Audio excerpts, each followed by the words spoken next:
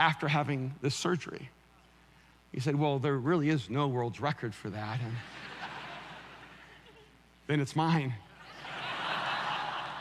So 3 months to the day after having that surgery, I went upstairs where Kim was working, and I packed up my basketball gear and I dropped it down the stairs so she couldn't see it. And I said, honey, I'm house sick and I gotta get out. I gotta get out and gotta hang with the guys a little bit. She goes, where are you going? I just with the guys. And she goes, what are you gonna go do? I said, what guys do. And she says something like, don't do something stupid. I don't know why she bothers with things like that. And I got in the car and I rented a basketball gym and we played 2 hours of basketball 3 months after having 6 hours of surgery. And yeah, the holes were bleeding. But my three-point shot was dropping everywhere. And so I knew that God was with me. And I started getting emails from around the world, see, because I have this friend who, when I met him, was an atheist and every other word was F you. And he grew up in church and he was once married to a pastor's daughter, but she was unfaithful to him in the first year of their marriage. And he decided there was no God and there was no love. And we developed this friendship, and he started coming across the world to LA to hang out with us. And when he found out I had cancer, he sent me an email. It was really brief. It just said, F cancer. It was not abbreviated. And but then he sent me a follow-up email that said, this might be the one thing that drives me to pray. See, and I knew in that moment that so many people have cancer. It's a story many of us share together, but my cancer wasn't about me. It wasn't for me. My recovery wasn't for me because, see, I'm not afraid of death because I'm already alive. See, my friends who are atheists say, Erwin, where is there any proof of life after death? I go, I understand why you're asking that question because you see, the only proof of life after death is life before death. And so if you're not alive before death, of course you're gonna be afraid of death because all you know is death. But you see, I have absolute confidence in life after death because I've already experienced and have come to know life before death. See, and I knew that my friends who were atheists and agnostics and Buddhists and Muslims and Hindus and all those, they were a part of my story, and I wanted them to know that pain is not the limitation of our life. That there's more in us than we could ever imagine. I wanted those people in our own community who are so afraid to get up and live life again, those whose dreams had crashed, those who had just absolutely been crushed by the rubble of failure. I wanted them to know that their pain was not the limits of their life and that there's greatness inside of every single person, but you have to be willing to go through the pain to step into your greatness.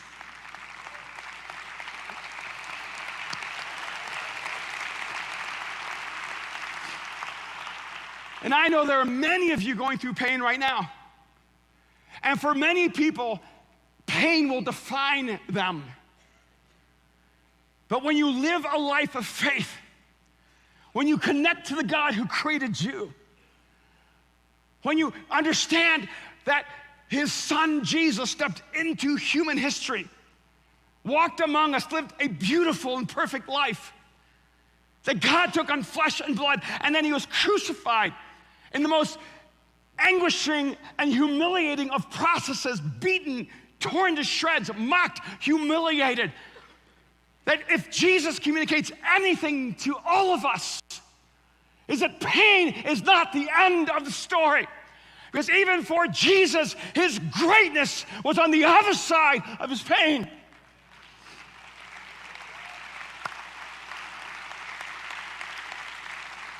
And I don't think God came into human history to give you and me a way out of pain. He came to give us a way through the pain. And I'm convinced there's greatness inside of you if you'll just step into it and walk in that pain and trust that God has something extraordinary on the other side of your wounds and your scars and your disappointments. But you also see that not only is your freedom on the other side of your fears and your greatness is on the other side of your pain, but your future is on the other side of your failures.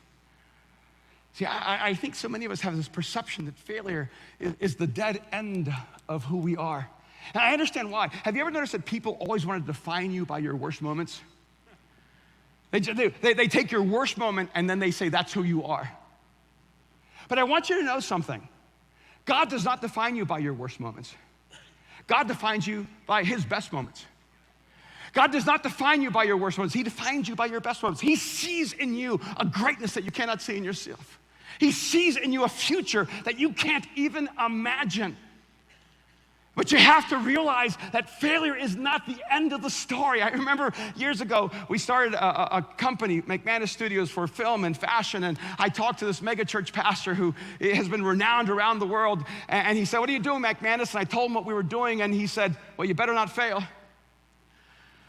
I said, well, I think this is really important to do anyway. He goes, well, it's only important if you don't fail. And I let that story go into my heart. You better not fail. And then I flew to New York and I met with this artist, Mako Fujimura. And he goes, what are you doing now? I said, you know, we're in the world of film and fashion and art and storytelling. And I said, but I'll probably fail. I owned the story I was given. And when I said, but I'll probably fail, he said, it's impossible for you to fail. I said, what do you mean? He said, you already have a story worth telling. How your company goes is incidental to the story your life is telling the world. See, when you're living in a story bigger than your own, failure just enhances the story. It just makes the plot more exciting. See, if you're here in a failure, you should be so honored. Plot twist. God is ready to do something so extraordinary with my life that he wants everyone to be overwhelmed by the beauty of what he does. And I remember one day, in the middle of my business environment, I got a ton of emails, and my former business partner decided to take the millions of dollars that we had in our company. I lost everything. I watched $5-6 million disappear, and one day I had to get on a plane, fly across the country, and tell my wife, Kim, honey, I lost everything. I'll never forget what Kim said to me without hesitating. When I said, honey, I lost everything, she looked at me and said, I thought I was your everything. Who says that?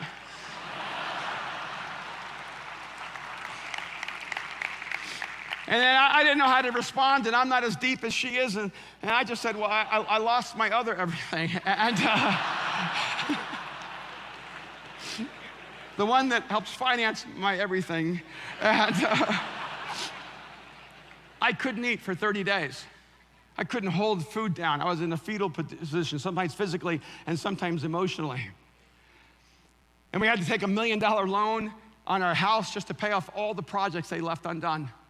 And I kept waiting for a miracle. I kept waiting for a miracle. I kept waiting for a miracle. I kept going, God, could you just do something? I tried to have enough faith, and one day it was so clear to me. I wanted God to meet me in my faith, but he met me in my faithfulness. And I want you to know something beautiful. In the middle of all that collapse, in the middle of everything falling apart, we had a son named Aaron sitting right over here. And he'd been so hurt by some of the meanness and the vitriol inside of the Christian faith that he ran hard and fast away from God. He didn't want to have anything to do with Jesus. He didn't want to have to do with anything with church. He didn't want to have to do anything with faith. So he was in New York working for Saint Laurent. And in the middle of all this, God got a hold of his life, and he sent me a text that said, Dad, if we make bags and we make films, but don't take Jesus to the world, we've accomplished nothing. And when I read that, I thought, who stole my son's phone?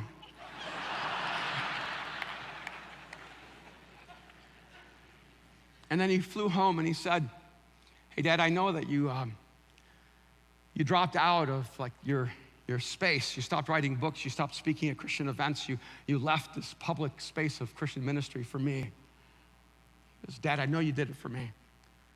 I know you gave it all up for me. And we've never talked about it. And he said, I just want to thank you. He goes, but you've been operating on 60%, and it's time for you, Dad, to give 100%. Now, who does he think he is telling me I've been operating on 60%? Then he sends me an email later saying, I was exaggerating, it's closer to 30%. And I can tell you this. I'm not standing in front of you as a person who has success after success after success. I'm standing in front of you as a person who's known failure after failure after failure. I've known heartbreak. I've known betrayal. I've known disappointment. I've had moments where I've wept so hard I thought I would drown in my own sorrow. I've had moments where I've said to God, I don't know if I can take one more step. I don't know if I can do this anymore. I remember sitting on a vacation telling my wife, I don't know, I think I'm done.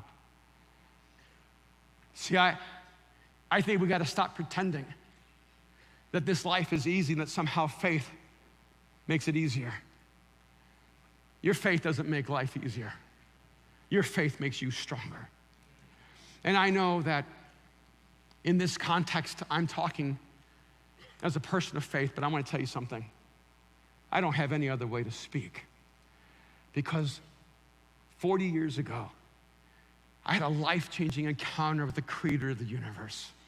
I never thought it was possible. I never thought it was accessible. But I came to know that God had stepped into human history in the person of Jesus.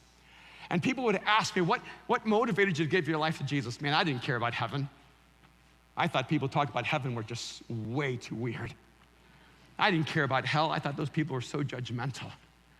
I was terrified that I would live and die and never do anything meaningful with my life. I was terrified that my stepdad was right, that I was nothing but average. I was terrified that I would just drown in my own mediocrity. And like that king, I would just take the arrow and strike and strike and strike and then quit and never live the life I was created to live. But I want you to know something. There's a life that's waiting for you. And your faith is not a way out of your courage. It is not a way around of your sacrifice. Your faith is the strength and the fuel to step into your pain and into your fear and into your failures. So take the arrow and strike and strike and strike and strike and strike. And when you take your last breath, let your quiver be empty and let your last arrow be in your hand. God bless.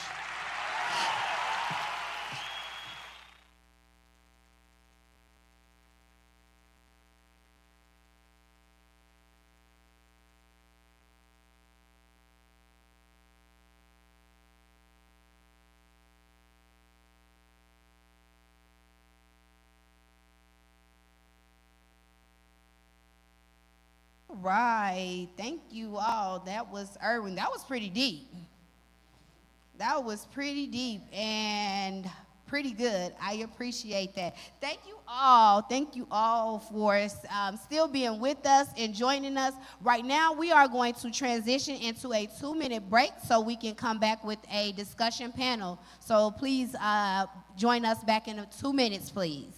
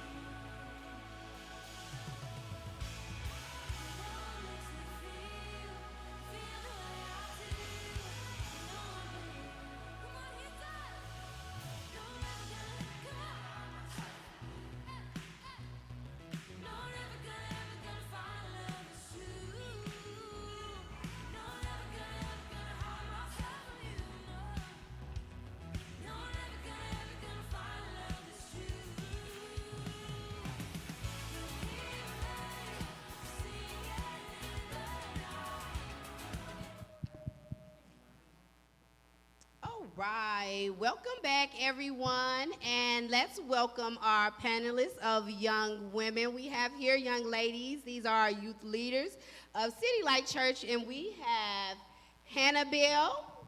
We also have Angel. We have Sienna. And we have Elena. So if we can all give a warm welcome to these young ladies. All right, so we're going to just discuss, a little bit about the videos of what we saw last night as well as what we saw today. And so I'm just going to ask you all, starting with you, Elena, what's your thoughts on Erwin's video? What do you think about what he talked about? I think, I could relate because, I'm, scared of death and, dying. But then, the words that he was saying, they really did impact me. And, they changed my way of, thinking that, you need to put death behind you because we're all gonna die. And I mean, it's sad, but so, and then also learning about pain and learning how to walk in pain. And his story is so inspirational, motivational, where it pushes me to be my best self and to not be average, but to be what God has called me to be. So. Yes, thank you. And his point was very true because death is something that none of us can escape. No matter what we do, we could try to move to Mars, we could try to move to El Salvador, where I think he mentioned, but at the end of the day, none of us can escape death, right? But what we can do with death is we have a choice of where we go at the end of our life. And so we can choose death by going to hell, or we can choose death by being in heaven with Christ. And so for you, Hannah, what would be your choice? Heaven. Heaven. All right. That's a good choice. And what are your thoughts on Erwin and what he had to say on leadership?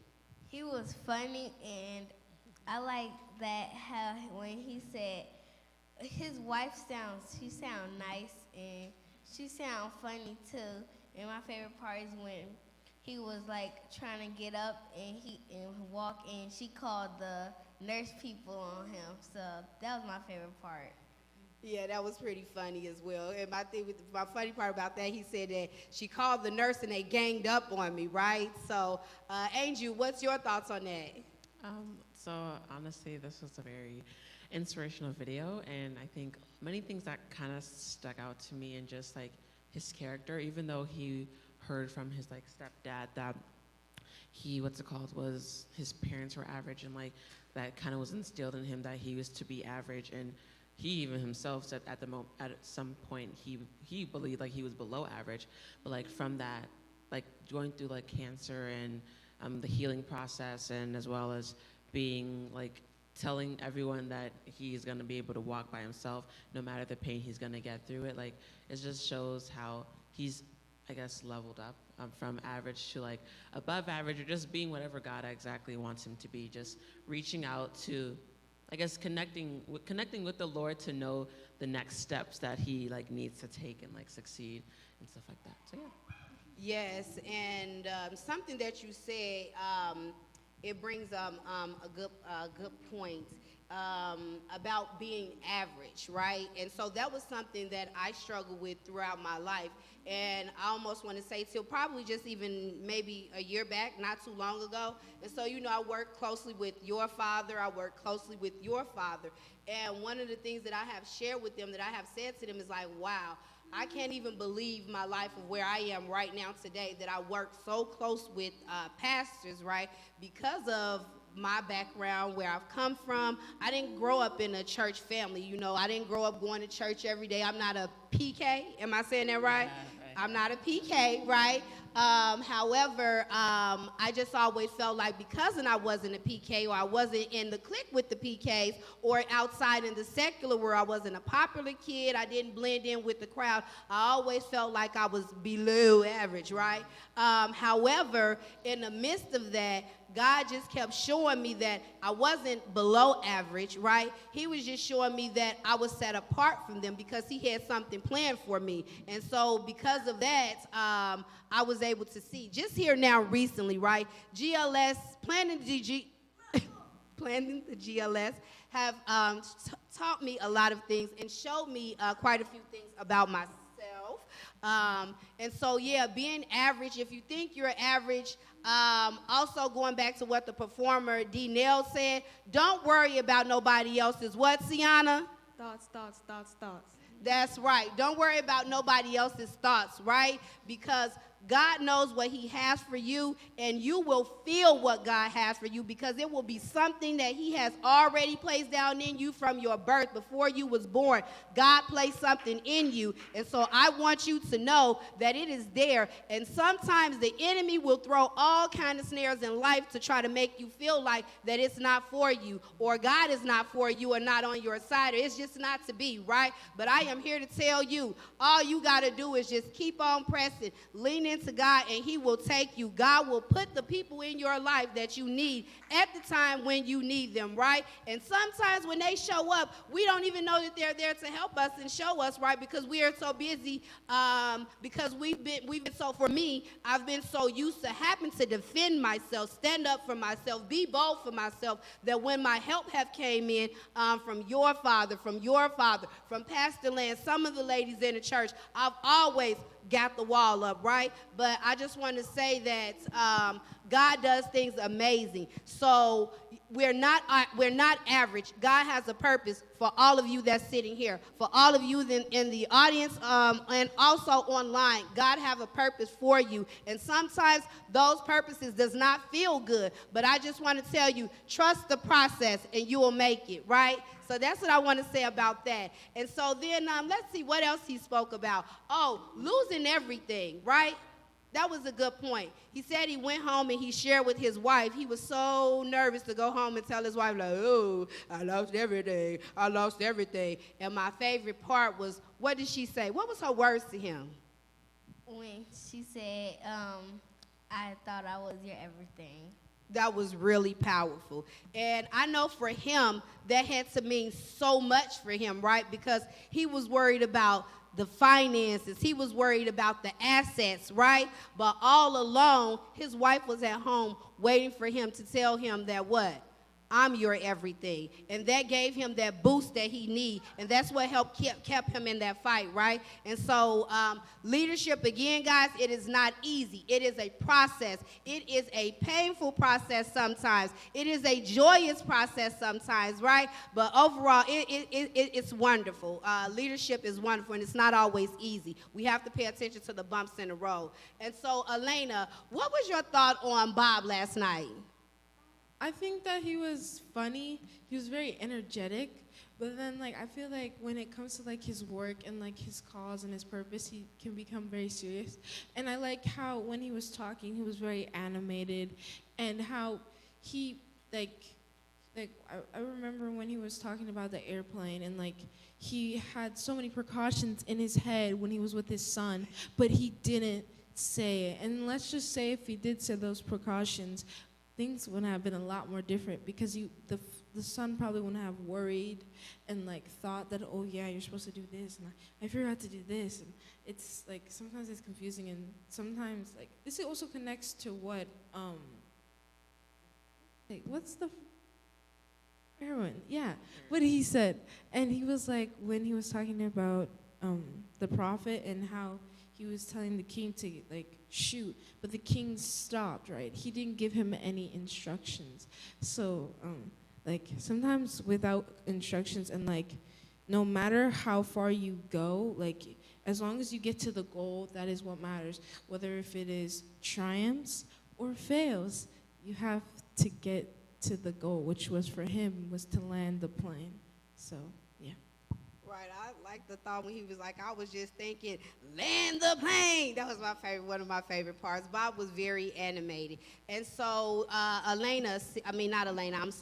Sienna, do you have anything you would like to add about Bob's video or Erwin's video, or just about leadership, period, Yeah, so as a youth?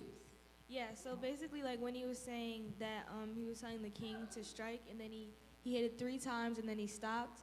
That's something I feel like everybody can relate to, where you feel like you just push and push and push, and then you finally make it where you think is enough, and you just stop. But there's so much more ahead of that. So like, if there's always a goal, but there's always past that goal. You can always you can always get better. You can always do more. You can always triumph over your triumphs. You can always, you can always excel. So like there's no reason to stop when you feel like you made that one goal when there's so many more that you could get past.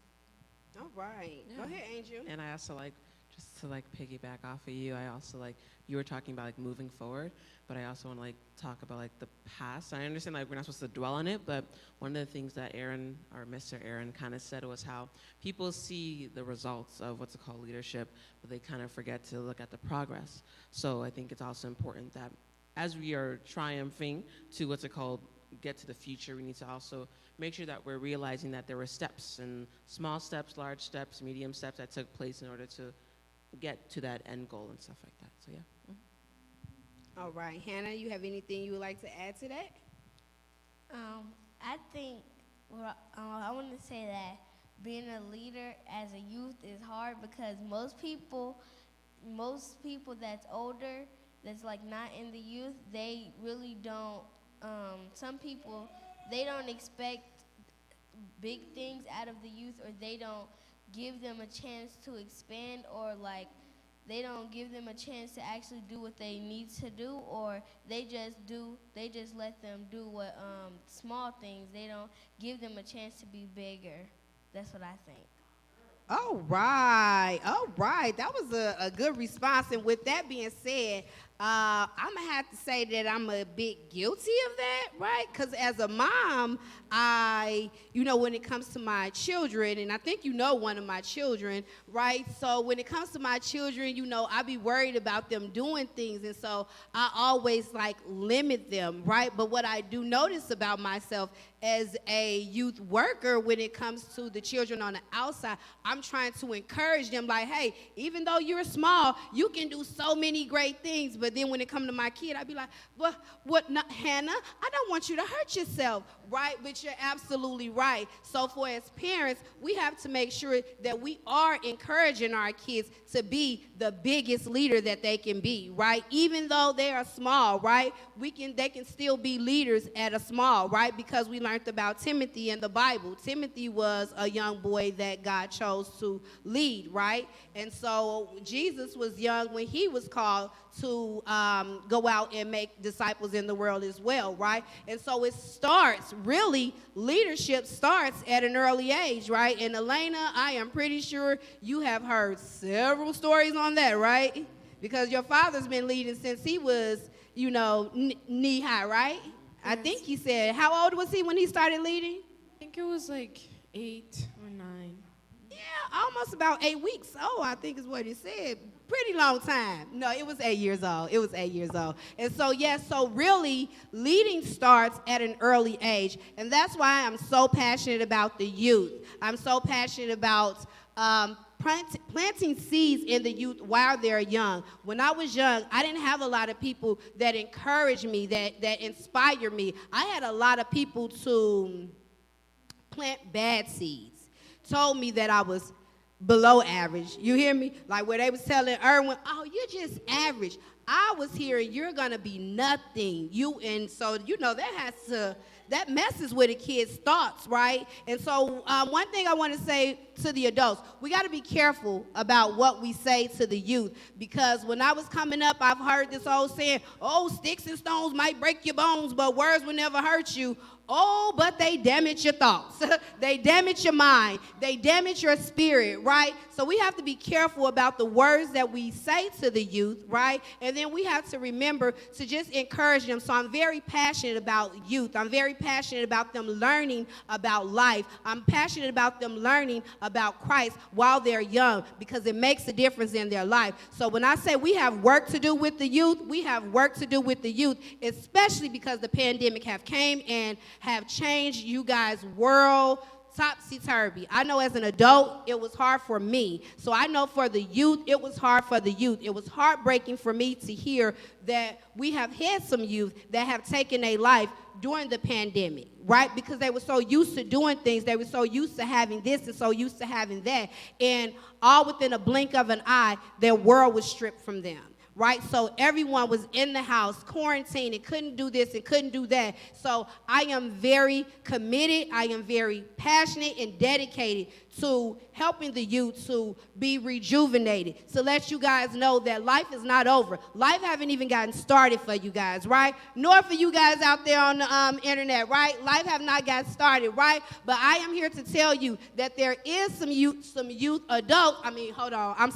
there is some adult leaders, right, that is very passionate about the youth, right? And let me tell you, God will send those people to your life, right? And I'm telling you, hello, youth, I am here. Know that Miss Tawana is praying for you. Although I do not know you, I am praying for the youth, not just those that I know, but for the youth. I am praying for you guys. So I just want to tell you guys, thank you so much for being part of this panelist. We're going to be taking lunch here pretty soon. We're going to come back with some more. Oh, my goodness, the last video, I think is so wonderful and exciting. I think you guys are going to love it so much. But that's my son you guys hear in the background. King David has so much to say. Thank you, King David, for the plug. Yes, so we're going to get ready to take a break here pretty soon. We're going to come back, enjoy our last video. We're going to do some more interacting. Oh, but I have a surprise. Okay, so for this, I'm going to need you girls to go back to your seat because you're going to want to be a part of this.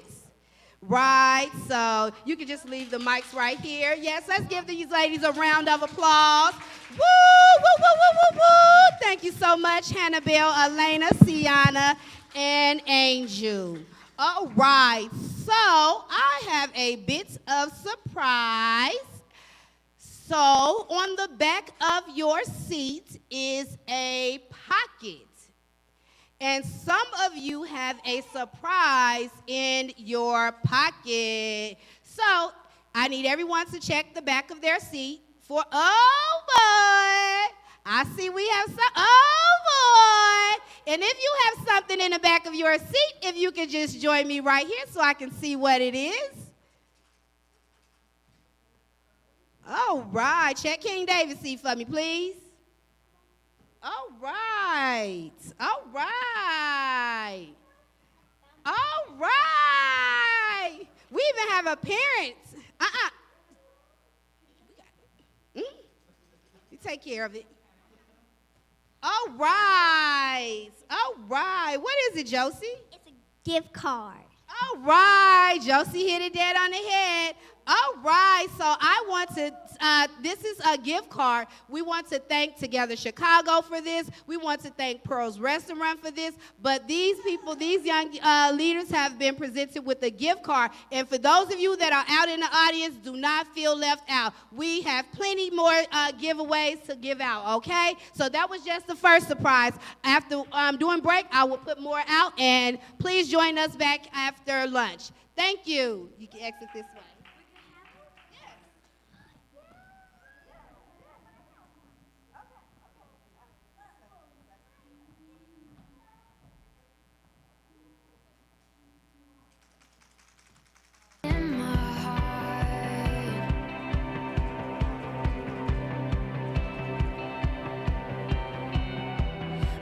Contain what I have seen, light rising from the dark.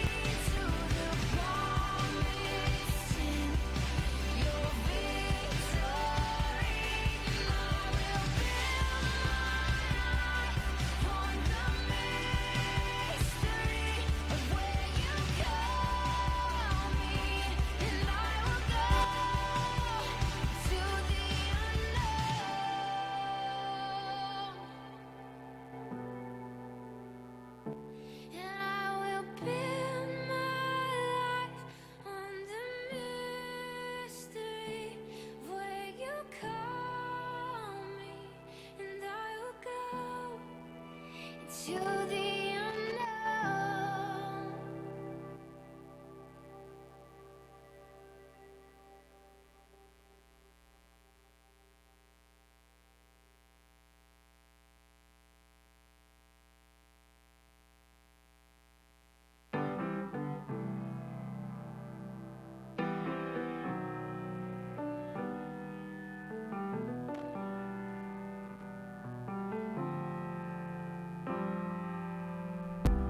It makes my questions grow too large,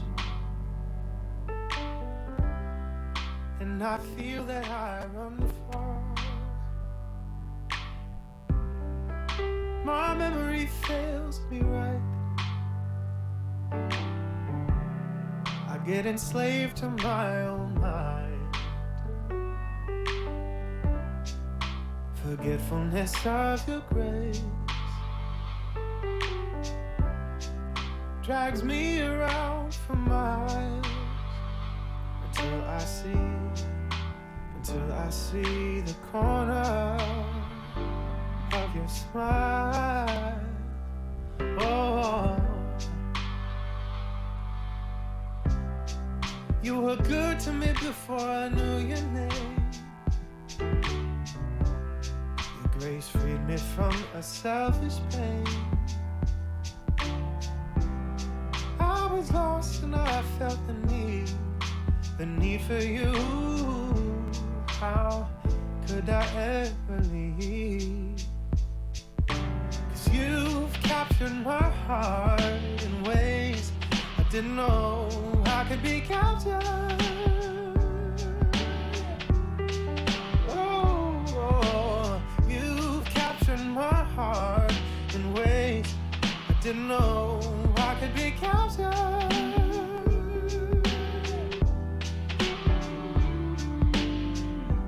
I fall so short from what I can't achieve. Start to agree with what I don't believe. My sensory fails the truth as I disremember who I am in you. Forgetfulness of your grace drags me around for miles until I see the corner of your smile. Oh, you were good to me before I knew your name. Oh, your grace freed me from my selfish pain, I was lost and I felt the need for you. How could I ever leave? 'Cause you've captured my heart in ways I didn't know I could be captured. Oh, you've captured my heart in ways I didn't know I could be captured.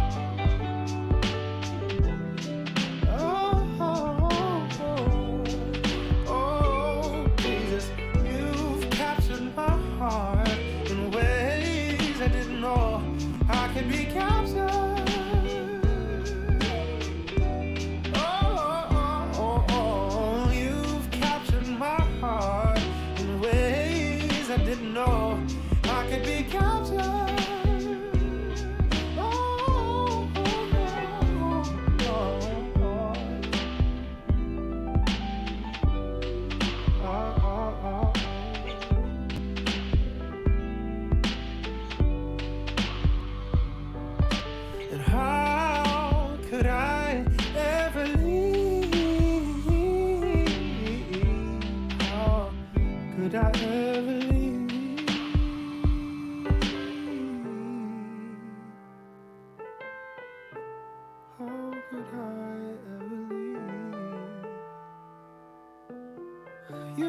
you've been so kind. Oh, I'll stay right here.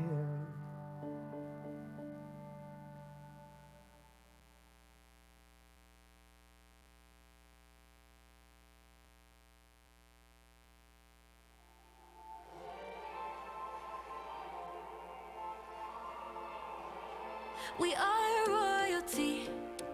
God created us fearfully and wonderfully. We are breathed from dust. His kingdom is our destiny. We are born to be more than conquerors. We're ambassadors of heaven for a broken earth. We are carrying the cure to counteract the curse. It's His love in us. We make no apologies for dreaming wild and living free. Faith is in the air we breathe. This is who we are. No impossibilities. Miracles come naturally. Jesus is our everything. This is who we are. This is who we are.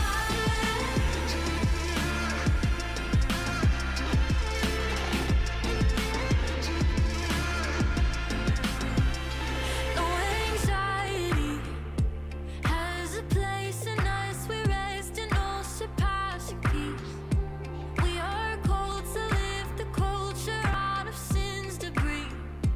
Won't live silently. We make no apologies for dreaming wild and living free.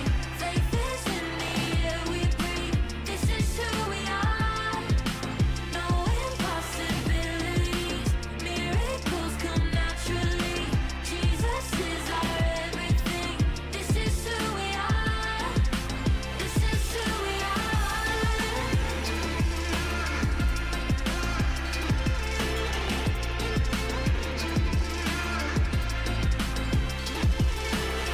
Got a new identity. Love is our legacy. Hearts with no vacancy. Jesus lives in us. Got a new identity. Love is our legacy. Hearts with no vacancy. Jesus, we make no apologies for dreaming wild and living free. Faith is in the air we breathe. This is who we are. No impossibilities. Miracles come naturally. Jesus is our everything. This is who we are. This is who we are.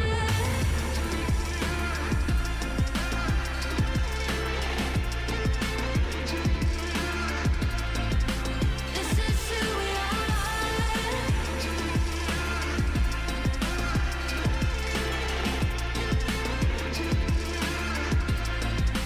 This is who we are.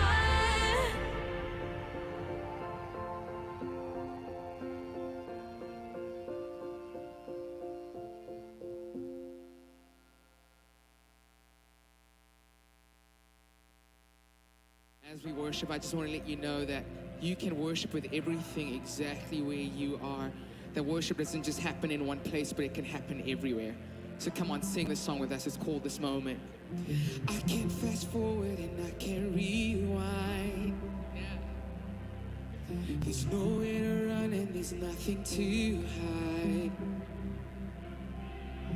I can't go back to erase space and time.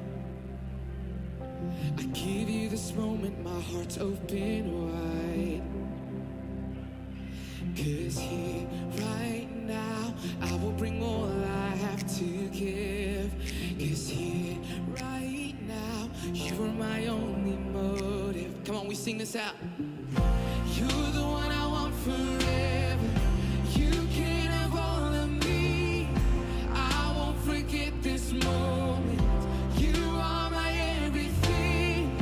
More than I could ever ask for. More than my hopes and dreams. I won't forget this moment. You are my everything. My heart's a desert, abandoned and dry. Yeah, come on, Mike.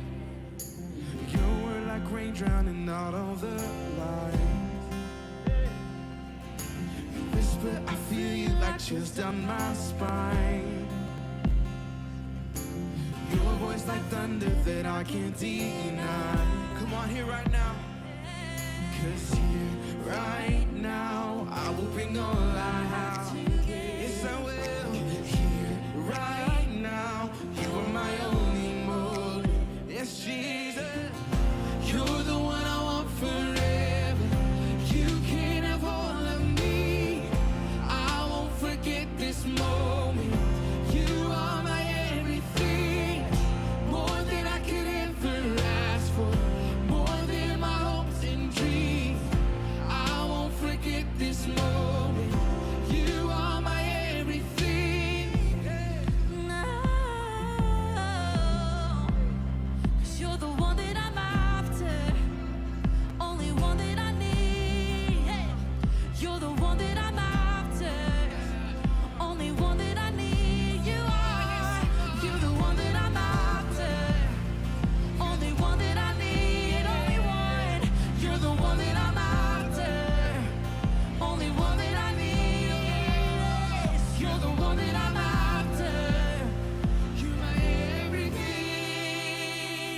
'Cause you're the one I want forever. You can have all of me. I won't forget this moment. You are my everything, more than I could ever ask for, more than my hopes and dreams. I won't forget this moment. You are my everything. You are my everything. Yes, you are. Yes, you are. You are my everything. Jesus, Jesus, my everything, Lord.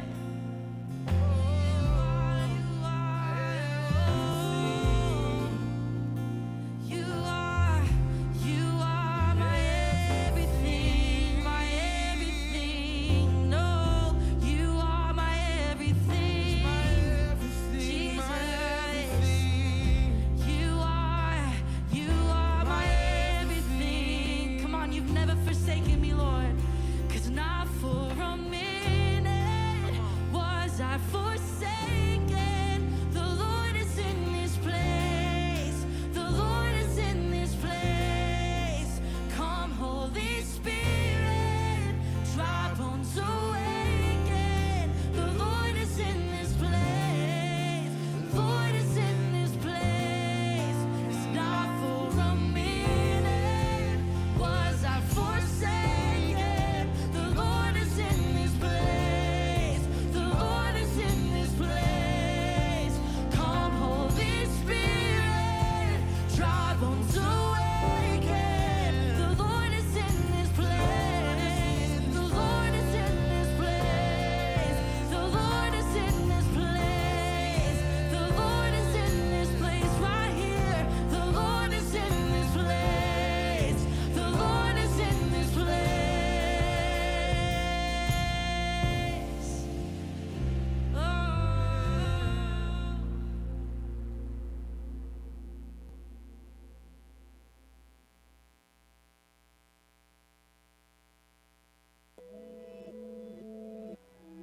Tripping on my thoughts and it's hard to breathe. I've been feeling all alone, but they'll never see. I've been slowly breaking. So why won't you come save me? Tried to fix my soul without, tried to find a way somehow, picking up the pieces and now I know I'll only ever need you. Only ever tried to find something to chase, waited for my heart to change. Now I can never be the same, 'cause I'll only ever need you. Only ever.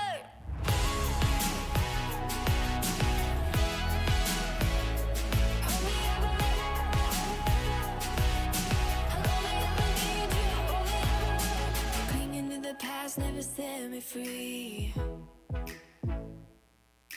I learned to trust your love when it's hard to see. I've been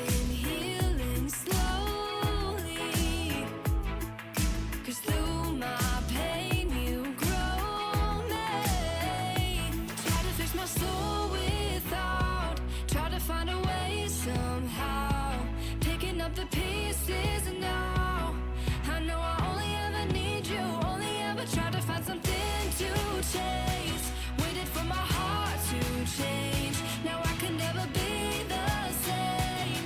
'Cause I only ever need you. Only ever.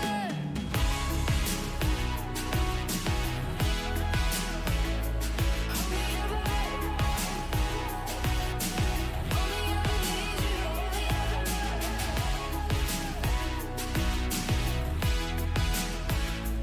Only ever. Only ever need you. Only ever. I know you won't ever change, but I got lost in my mistakes, and I know you won't ever change, but I got lost along the way. Try to fix my soul without, try to find a way somehow, picking up the pieces, and now I know I'll only ever need you. Only ever tried to find something to chase. Waited for my heart to change. Now I can never be the same. 'Cause I'll only ever need you. Only ever. I know you won't ever change, but I got lost in my mistakes, and I know you won't ever change, but I got lost along the way.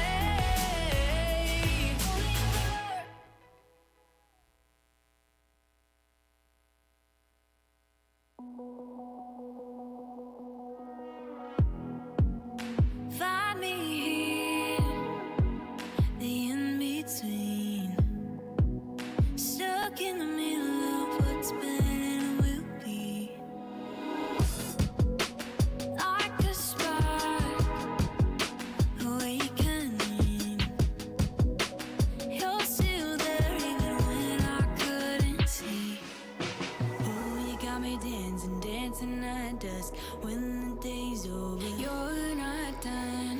Your light's running farther than the sun. Though the night's coming, you've just begun. On the horizon, I see a light. Got me dancing, dancing at dusk when the day's over. You're not done. You got me dancing, dancing at dusk when the day's over. You're not done. Your light's running farther than the sun. Though the night's coming, you've just begun. On the horizon, I see a light. You got me dancing, dancing at dusk when the day's over. You're not done.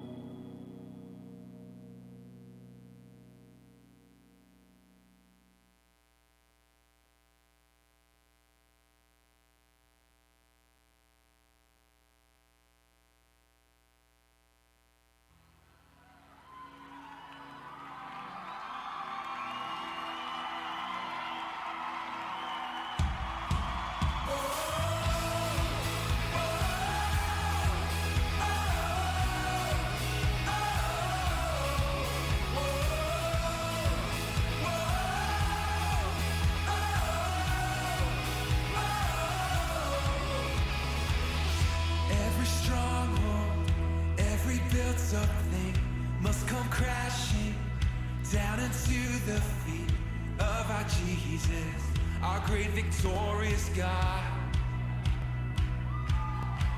Oh, every heartache, every earthly thing, He has promised He would take away. His name is Jesus, our great victorious God. Come on, Pat. Oh, the battle has been won. There is no doubt you are enough.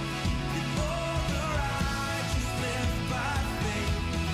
That this love overcame the grave. We walk in power, we walk in love, we walk in the Spirit, oh, we rise above. For Christ has overcome. Christ has overcome. Oh,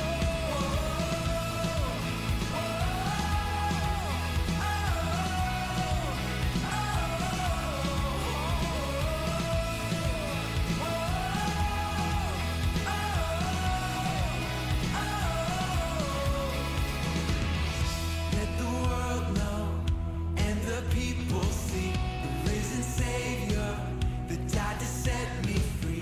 His name is Jesus, our great victorious God. Battle's been won tonight.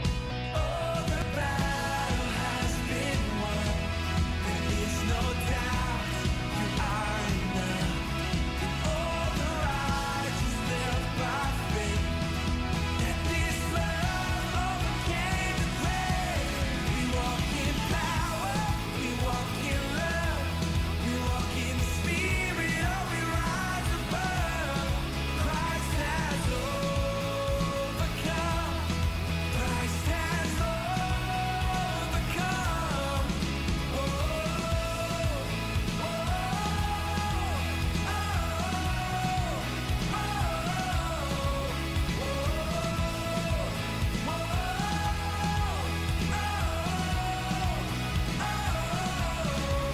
Get your hands up.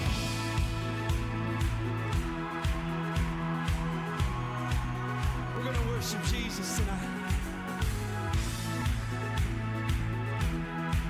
I'll sing though I walk. Though I walk through fire, I walk through the waters that You part for me. The Spirit takes me higher, it leads me on. Though I walk through fire, I walk through the waters that You part for me.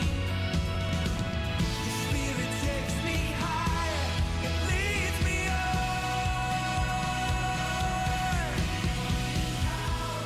We walk in love, we walk in the Spirit, oh, we rise above. For Christ has overcome. Christ has overcome. We walk in power, we walk in love, we walk in the Spirit, oh, we rise above. For Christ has overcome. Christ has overcome.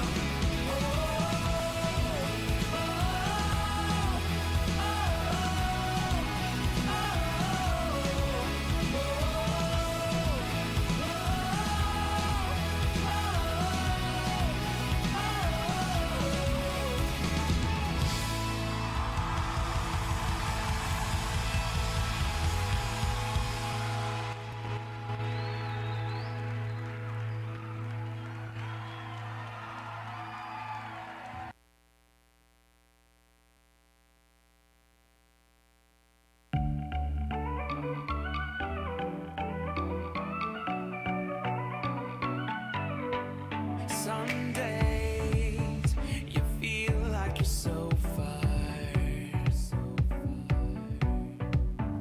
and hope is a light in the dark. 'Cause all you see is your mistakes, but He sees you in a different way. There's never been a day that you've gone too far when everything around you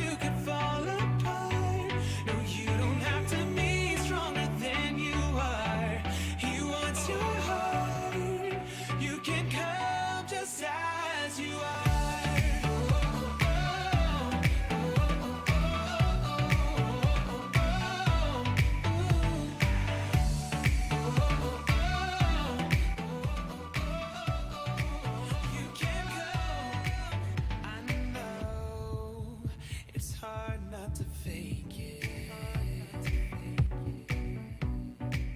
But perfection is a myth in the distance. It's not about the things you do. You're already the perfect you. There's never been a day that you've gone too far. When everything around you could fall apart. No, you don't have to be stronger than you are. He wants your heart. You can come just as you are.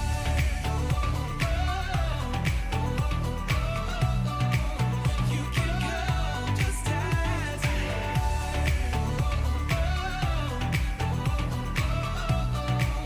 You can come. You can see the road ahead, and nothing else makes perfect sense. It doesn't matter what you did.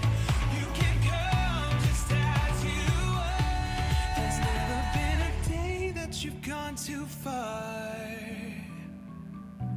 Yeah. No, you don't have to be stronger than you are. He wants your heart. You can come just as never been a day that you've gone too far. When everything around you could fall apart. No, you don't have to be stronger than you are. He wants your heart. You can come just as you are. You can come just as you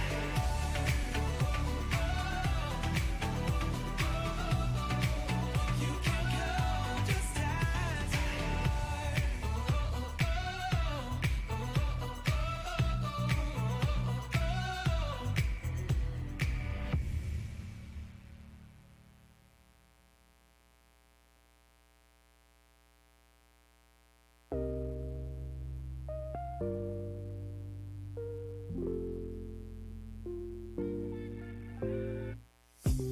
No, I don't want to go away from the warmth of your love and hold. No, I don't want to go.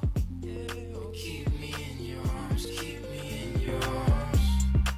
Well, I think about it when I really shouldn't. All of these mountains that I'm really feeling could knock me out my way and put me out my fate. Lord, give me the strength, take me to a place high above the eyes can see you and me. Well, I don't want to go away from the warmth of your love and hold. No, I don't want to go. Oh, keep me in your arms, keep me in your arms. I'm gonna see the light, I'm gonna see the light. Waiting to see the light, yeah, open up my eyes. All that I thought was right, yeah, all that I thought was right. It's melting in your arms.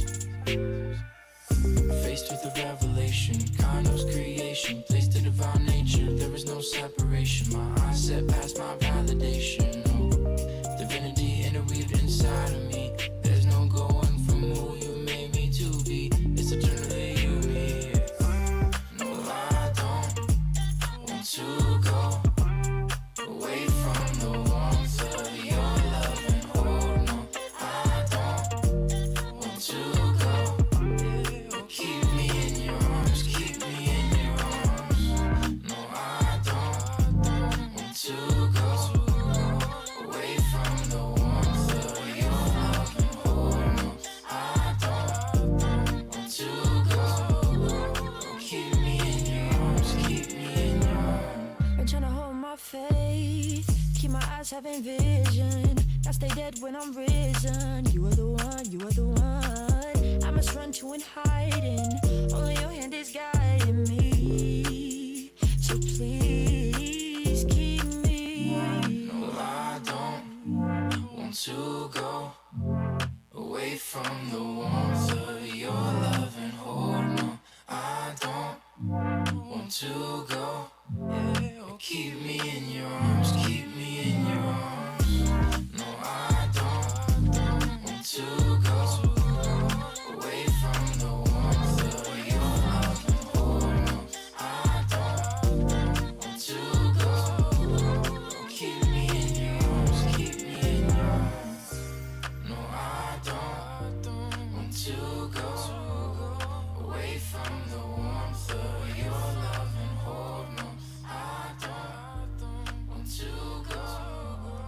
Keep me in your arms, keep me in your arms. No, I don't want to go away from the warmth of your love and hold. No, I don't want to go.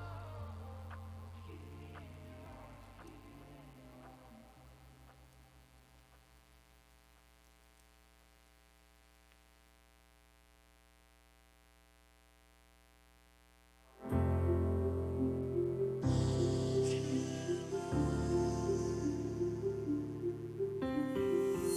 I don't feel like I did before. Something's missing and I'm needing more. It was there not long ago. Had your song inside my soul. But now I'm colder than I'd like to be. And if I'm honest, I just don't like what I see. When I look at myself these days, I need plenty of help, so I pray. Bring me back to my first love. Take me past all this hurt, 'cause I've been falling so short. And I just wanna love you more.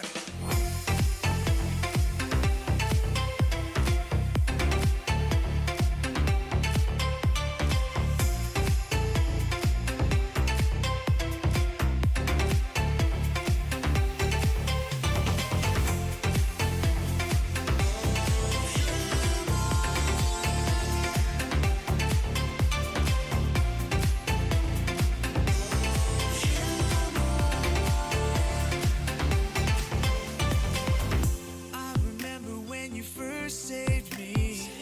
I felt the fire burning fervently. I just kept running after you. It wasn't something that I had to do, yeah. But now I'm older than I used to be. And if I'm honest, I just don't like what I see. When I look at myself these days, I need plenty of help, so I pray. Bring me back to my first love. Take me past all this hurt, 'cause I've been falling so short. And I just wanna love you more.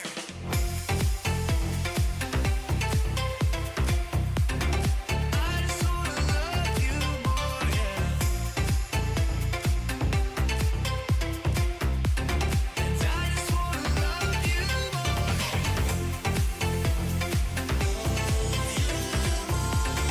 I just wanna love you more, yeah.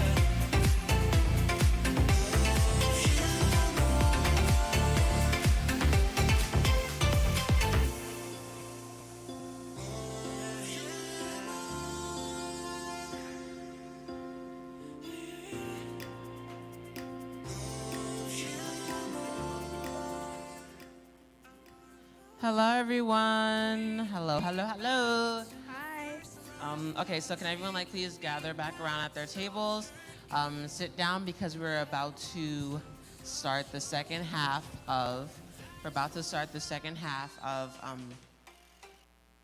We're about to start the second half of GLS. So, I guess we'll just kind of, before we move on, we just kind of want to reflect on what happened from the previous video. I know we had a panel up here earlier, but we also just want to take moments to the handbooks that you guys have on your table.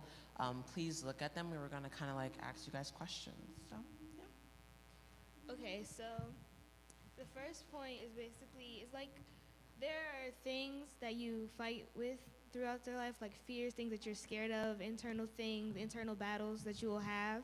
And one of the first things for you to do is write down things that you are afraid of. So if you could take a second to do that on the books that you have on your table. Take a few seconds to like, you have this pencil on the table as well. Take a few seconds to think of like what you're afraid of and like just the personal reflection. And then yeah, we'll kind of like move on from there. So yeah, I guess we can have a 1 minute timer on the clock if possible, just to answer all the questions on number 1. Yeah.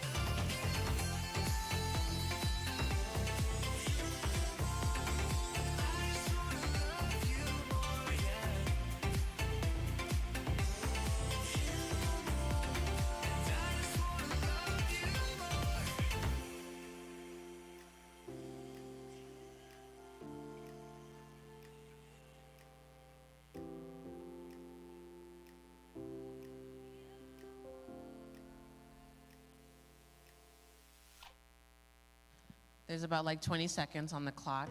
Also for people online, also feel free to kind of just answer these questions of, well, like kind of write down, I am afraid of what, I am struggling with, and my mind won't stop thinking about I can't get over certain things, I won't ever. And then also write down positives and negatives of what's called different like internal battles and like things that you fear. So yeah, I guess the timer's kind of up. So is everyone finished? Does anybody need more time? Does anybody not finish? If you're finished, raise your hand. Okay, I guess we have a good amount of people that are finished. And if you would like to contribute to the crowd and let everyone hear what you have to say, please feel free to raise your hand and we will like pass the mic around. Yeah, does anybody want to talk about what they wrote down? Crickets? So, I guess I could talk about one of mine, or you could talk about yours. Here, you can go first. okay, so basically, something that I am very afraid of is disappointment. Not me being disappointed, feeling disappointed like from other people, but me disappointing other people. Sometimes I just feel like I don't push myself hard enough and I don't work hard enough, and I just feel like I don't push myself to my full potential, and that people sort of see that and that I'm not giving my all and that I'm disappointing people. And that's a very scary thing. Like, I don't like feeling like I'm disappointing others. So that's one thing I'm very afraid of. That's like totally understandable. I know there's like me and sometimes like a lot of other people when it comes to like presenting or doing any activity that requires, I guess, the crowd to react or something like that. You're afraid that you may disappoint them. And I guess with that, it kind of ties into like yesterday we were kind of learning about our fears and like what courages that we like should have, and like understanding that we don't need to we may be fearful, but like just to like make sure we like push through that and like have the courage to do things without worrying what others may think, because you're here to make an impact, and if it may not affect everyone, but at least you're touching someone. So like always just like keep that in mind. And is there anyone in the audience that would like to still okay, we have Hannibal. We will bring the mic to you. Everyone online, still continue to answer the questions if you still need to. And yeah, thank you. So the first one, I'm afraid of falling, tight spaces, and denial, because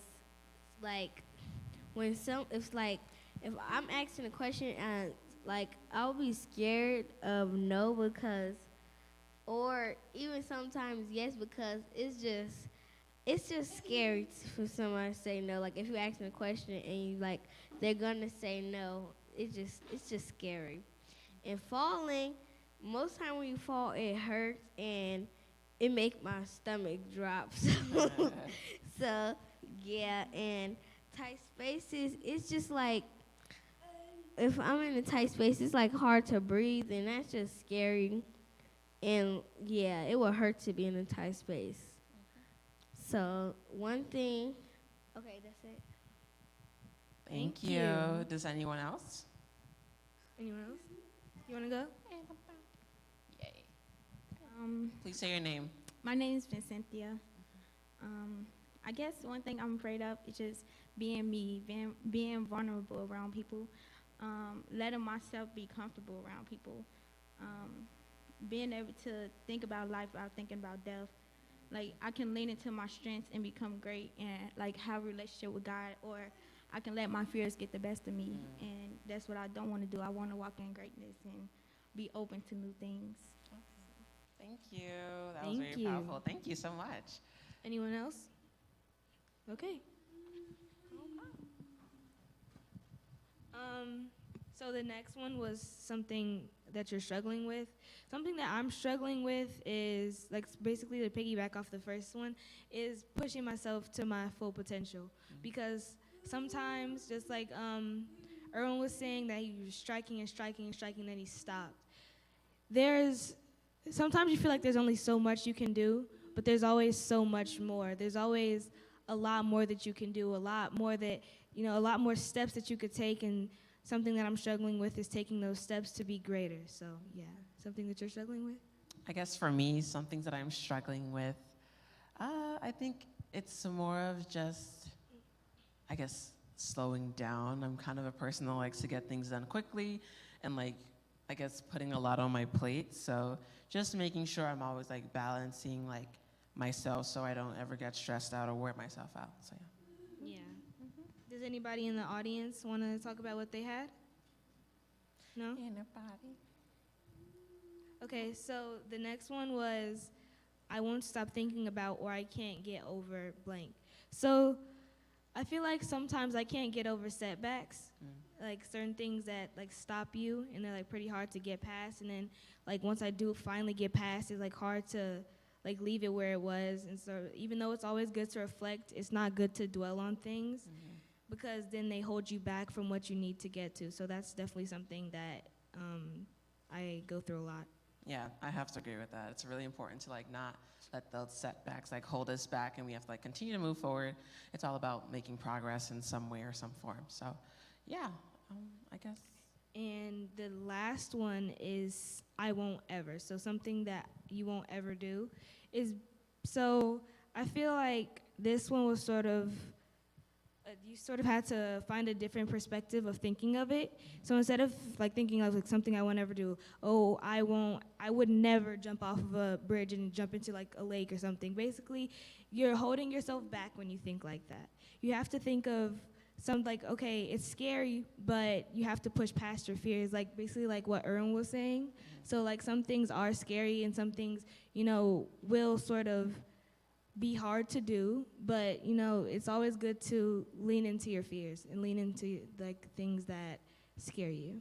Yeah, and I agree. Like this won't ever question is kind of like asking. It's more of a like, what won't you ever do? But like now you should do it. So it's kind of a facing a fear type of question. Yeah. And I guess for me, being up here, it's not really a fear, but like this is something that I don't usually do. But like me being up here is an example of that. And I guess I didn't introduce myself to everyone. My name is Shalom, or Anju. So I'm going to be like the second host for the second part with Sienna today online. I'm also Shalom and Anju. So just thank you guys for being here. And I guess we would like to welcome a video that is going to be shown. Yes. It's a Summit bumper. Yes, it's a summit bumper, and we're gonna show that video, and from there we will then come back up and we'll kind of tell you about what's gonna happen in the second part. Thank you.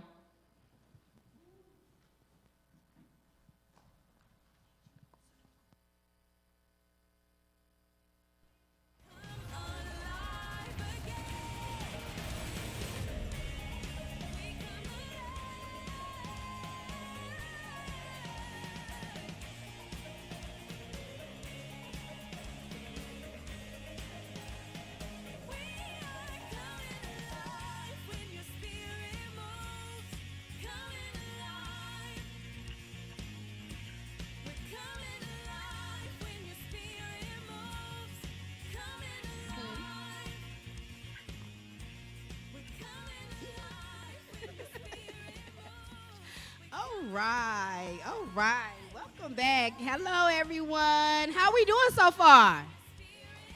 All right. Are y'all asleep out there or what? I need y'all to sound a little live. I wish I had some hula hoops up here like Emmanuel had last night, right? That was pretty interesting, right?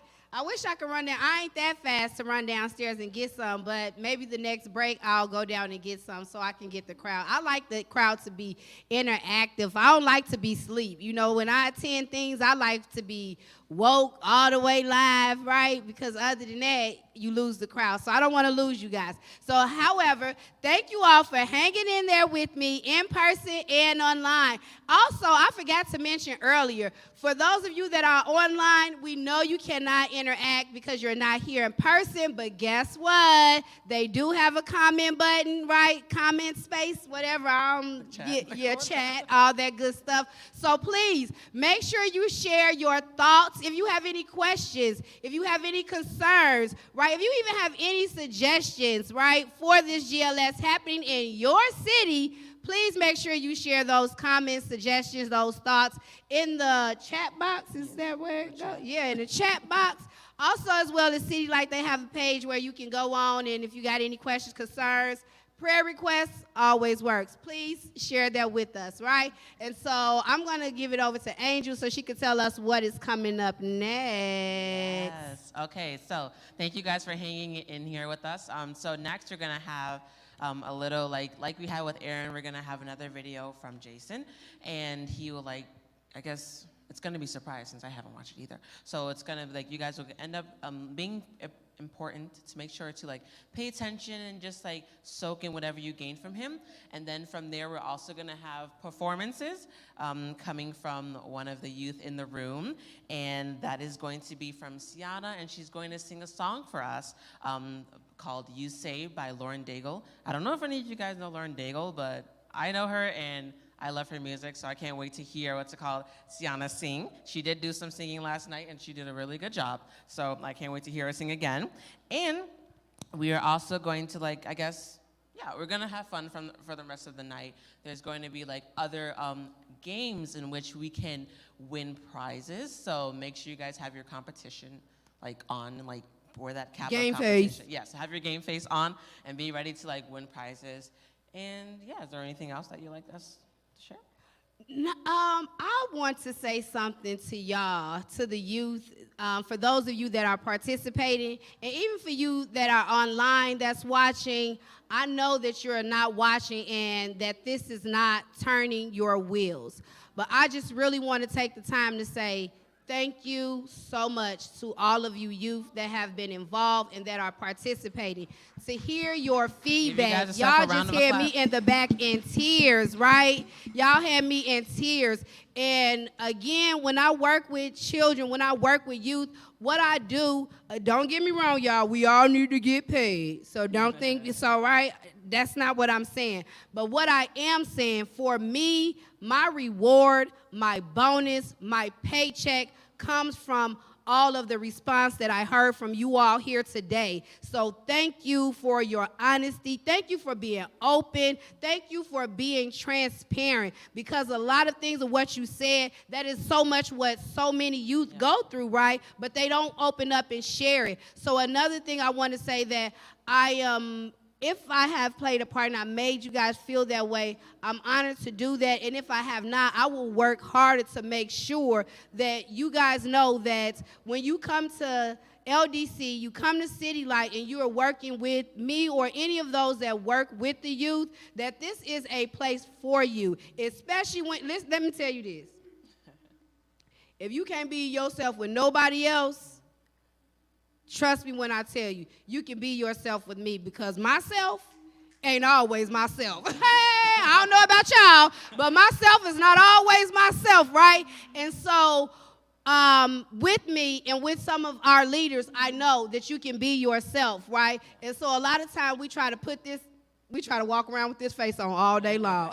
Yee, life is good, life is grand, life is good, when that's really not what it is, right? And so, Yes, I just want to thank you all for your honesty and being open, right? And being transparent, right? And so again, I just thank you all as well as I thank my leaders. Let me do some shout outs real quick while we're getting prepared for our next performance. I want to send a shout out to GLS Network. Woo! For putting us on with this. I am so excited. Again, like I said, I'm not just excited about GLS at City Light Church, but I'm excited about GLS citywide, okay? We have a lot of youth that need these seeds. We have a lot of youth that need watering, nurturing, and we have work to do. So please, for those of you that want to know how you can get involved, please follow up. There will be a link or something for you to figure out how you can get involved in GLS. Not only that, y'all, we are always looking for volunteers at LDC in the youth department. Check us out. We always doing something fly. I'm trying to tell you, if you want to be plugged with the plug, holla at your girl, right? But also, we also look for volunteers at City Light Church, right? So if you're looking for something to do positive and you want to give back, if you are thankful what God have done for you, then go out and share with someone else what God has done for you. And you do that not by just telling people about his word, but you do that with your actions, right?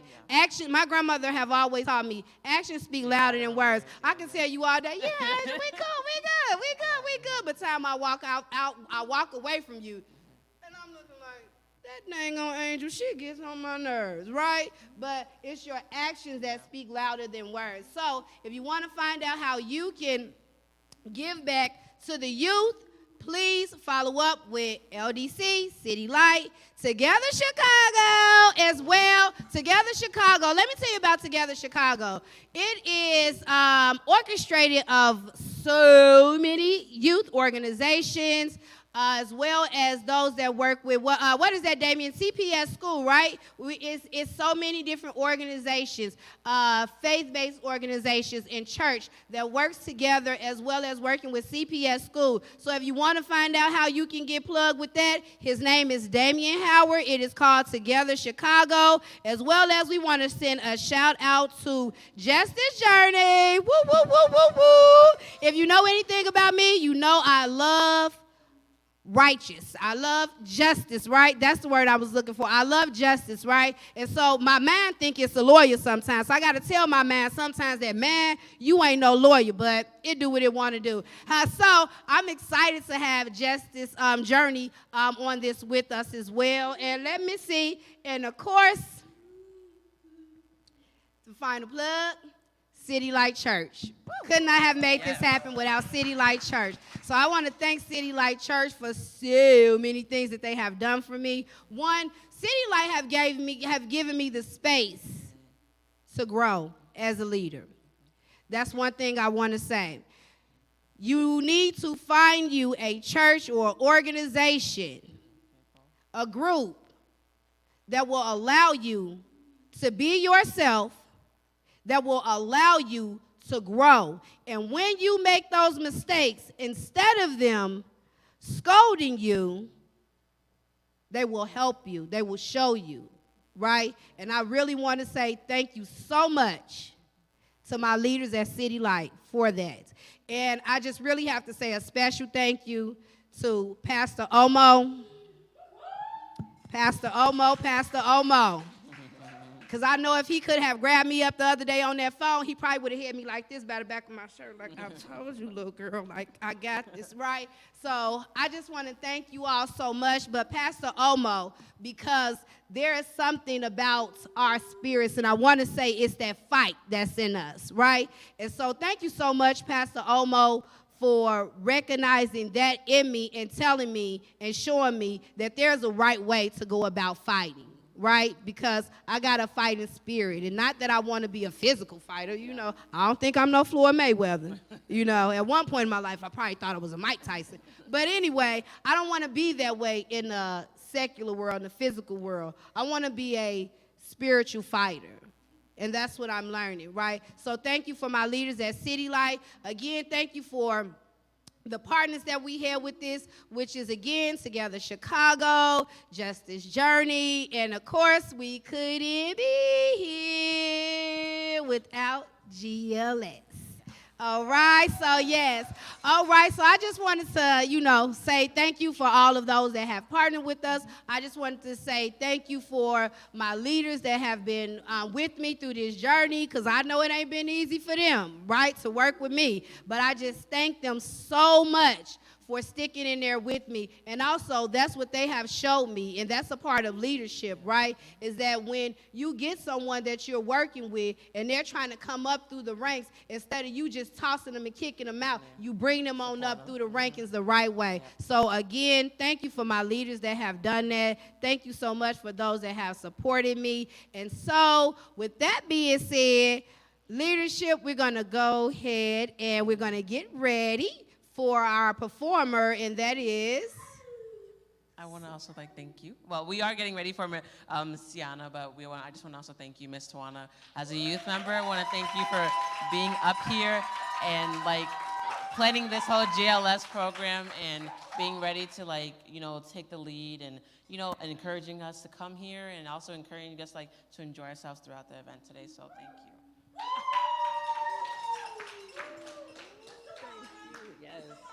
thank you. Thank you. Thank you.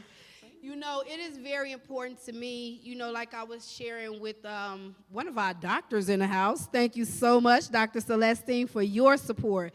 But what I was sharing with him is so important for me is because I didn't come up in a functional home. I didn't grow up in a two-parent home. Again, I share with you, I'm not a KP child or any of that, right? I come from the mud, right? And so everything I got, where we come from, the saying is if you got it, you get it out the mud. So me being right here today, I want y'all to know I got it out the mud, and I am so excited. I thank God. I thank God. You hear me? Yeah. I got it out the mud. I didn't get it because my father was the pastor or my mama was the first lady. You understand me? I got here today because I got it out the mud. God, I meant through the ringers. You hear me, Angel? Yeah. And I'm just so thankful. I'm so thankful. What happened for me, my son was killed last year. Gun violence. Put the guns down, folks. But anyway, my son was killed last year. Before my son was killed, myself, I was telling God, this is it. Let me talk to you, Angel. Let me tell you what I said to God. God, I have been trying this walk since I know I've been trying this walk. Father, I have prayed. I done read the Bible. I done been to church. I done tried joining this group. I done tried joining that group. And it does not seem to work for me. This is it, Lord. I'm going back to my old ways. I'm going to just live a regular life. So let me tell you what my regular life was. We know regular life ain't regular life, right? You don't know because you ain't old enough and you better not know. But anyway, regular life is partying, drugs, money, all of that, right? That was my regular life. And so as I was having that conversation with God, it was somebody sitting over there on the other side, and he thought he had me. The enemy say, I got her where I want her. I'm going to do something. I'm going to really make her throw in that towel. 2 weeks later, my son was killed. So I said, what? God, this is, you just got to be playing. This is not it, right? And so I said that was it. And after that, I really was heartbroken because I'm working with kids. I'm working with youth. How can I guide you and teach you, but yet I'm laying my very own to rest? Because of the streets, because of the things, the life that he was living in the streets. And so I was so discombobulated. I didn't feel like I had anything to give you. I didn't feel like I had anything to give you. But God said that is not true. So I got up, got back in the fight. And again, that comes from having those people in your life, right, that will encourage you, right, that's strong in their faith. So again, shout out to my leaders. My homegirl ain't here today. She way in Tanzania. Shout out to Peace. Oh, my goodness. Yes. Shout out to Peace in Tanzania, right? But, because of those that God placed in my life, right, and the things that was going on, my life has changed so much since the death of my son. And so where I thought I was going to throw in the towel, God said, no, there's somebody out there that needs you. There's still some more BJs out there that need you, male and female. So what I did, I got up and I dusted the knees off. You understand what I'm saying? Yeah. And I told that sucker that was sitting over there in that corner that thought he had me, I told him it's on and cracking now. And it has been ever since the death of my son. And that's why I'm right here now today. So again, it came out the mud. Yeah. This leadership came out the mud. Y'all hear me? This leadership came straight out the mud. And I want to thank God for my journey. I didn't understand it in the process, right? I told you I was ready to quit. If God had a doorbell, I would have went up there, rang his doorbell and say, hey, I need to holler at you because I don't understand what's going on. Yeah. But thank God, God ain't got no doorbell because we'll take our own blessings away, angel. So that's why I'm here, and that's how I got here. So thank you, Angel, for acknowledging that, I guess, about me. But, yeah, it's really y'all that I do it for. It ain't about me, you know what I'm saying? And I thank God for his glory and for using me because ever since I was old enough to know that God can use people, I have always said, okay, God, use me however you want. If he would have told me, okay, I'm going to have to take your son, I'd have told him, hey, all bets are off. Now, you can do what you want to do with Jesus, but you can't take mine. But thank God we don't always know his plans, right? So the death of my son was not to harm me. The death of my son came to nearly prosper me. The death of my son was not to save Tawana's life. The death of my son was for Elena, Anaya, Vincentia, Darius, and other, for you that's watching online, whether it's today or tomorrow when you run across this video. The death of my son was for you, because if it would not have been for the death of my son, I told y'all I was going back out there to the streets. But God saw fit for me to be right here today, so I thank God. Thank God. Honestly, I also want to thank God as well, just for you having that realization, revelation with the Lord, and being able to realize that he has created a path for you. And thank you for following it and reaching us and everything like that. So thank you so much. Now we're going to get ready for a Sienna performance. Thank you all. All right, you ready, Sienna? Yeah, so we have Sienna coming up singing You Say by Lauren Daigle. Yeah. Woo! Thank you.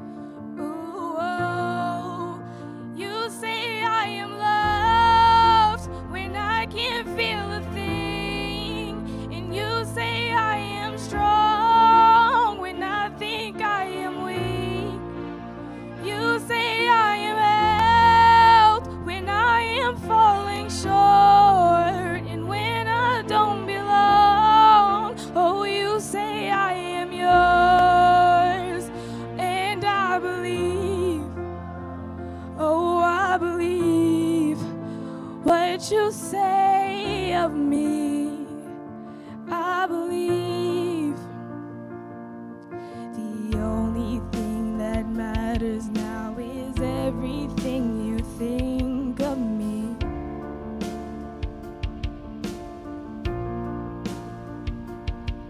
In you I find my worth, in you I find my identity. Ooh, oh, you say I am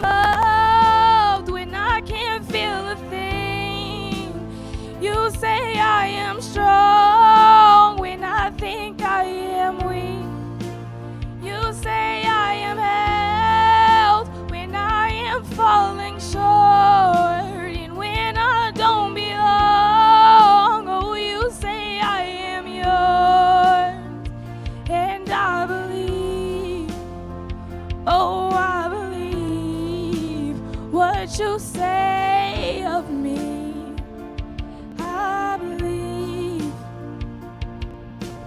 Take it, taking all I have, and now I'm laying it at your feet.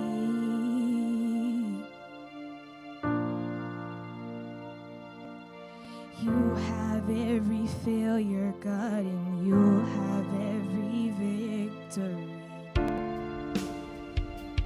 Ooh, oh, you say I am loved when I can't feel a thing.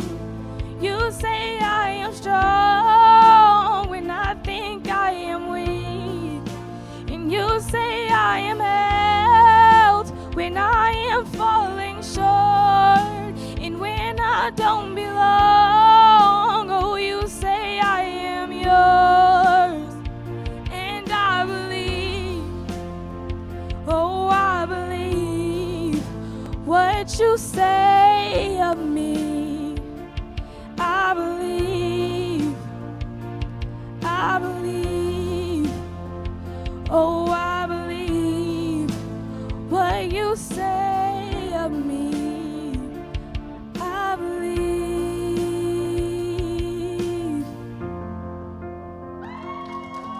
Thank you.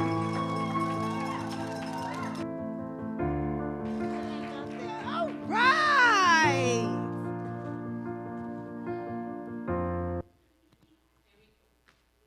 Oh, Give it up for Sienna again, please. Everybody. woo, woo, woo, woo, woo. Yes. That was amazing. That was amazing. That was right on time. I can claim as my daughter. Can I claim as my? That was my daughter, y'all. She did a good job. Yes, I'm kidnapping today. I kidnap kids. I return them though. But I ain't gonna return that one. Wow, thank you so much for that, Sienna. Thank you so much for that. All right. Now we are going to roll a video clip of my journey from last year until now. So I'm just so excited about this portion because I just didn't realize how far God have brought me and the things that he has done. And again, you know, all within a year, like my life has changed. And I just think back on my birthday was in February. And I did something I've never done before. I used to be a party girl, love to go out to the clubs. That used to be me, right? And so it was like my birthday, and I'm like, oh, what am I going to do if I'm not used to going out? So I said, hey, I'm going to have a prayer party, right? The turn up was real. So we did it on Zoom. And I can remember Pastor Debo said something to me, and it just keeps going through my mind. Like all while I was planning this GLS, I just remember it came back to me what Pastor Debo said, that Tawana, this is your year. God is going to do something great with you. You just hold on and watch and see. That was in February. It was in August when we went to GLS. My first time in person at GLS. 2020 was my first time seeing GLS streamed on, online. Thank you, Pastor Land, for that. That was Pastor Land that did that. That's how I found out about it, right? And so I just knew when I saw that, the very first time I saw that I wanted to be a part of GLS. But not only that, I ain't going to speak on that yet. I'm going to wait and come back and do like Pastor Land did. He said, we were doing the praise dance, and the house was running away from me. Right? He said, but it's not if it wasn't about his vision, right? So, however, I'm going to wait and probably come back next year, and we're going to follow up on that one, right? But I just want to show you guys, like, my journey from 2020 to now, right? And so my purpose for that is saying that it's hard, it's tough out here in life. A lot of times the enemy with those snares, and those snares could look like a lot of things. And trust me when I tell you, some of those snares are very likable snares, and they could be right, so they present themselves as likable, and that could be through a person, it could be through items that you like or things that you like or things that you like to do, right? But we have to be careful and be mindful that those are just snares. Those are not from God, right? God's word says that he did not come to harm us, but only to prosper us. So with that being said, we're going to go ahead and roll the video and show you what my life has been like in the last year. Bye. Good.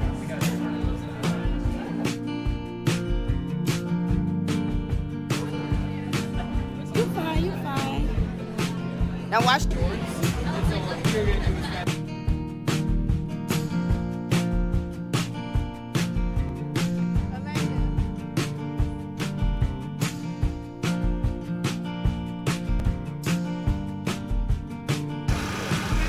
Oh, that's great.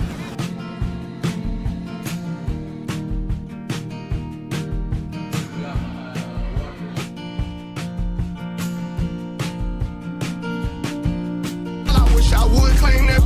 They get hard when they get good.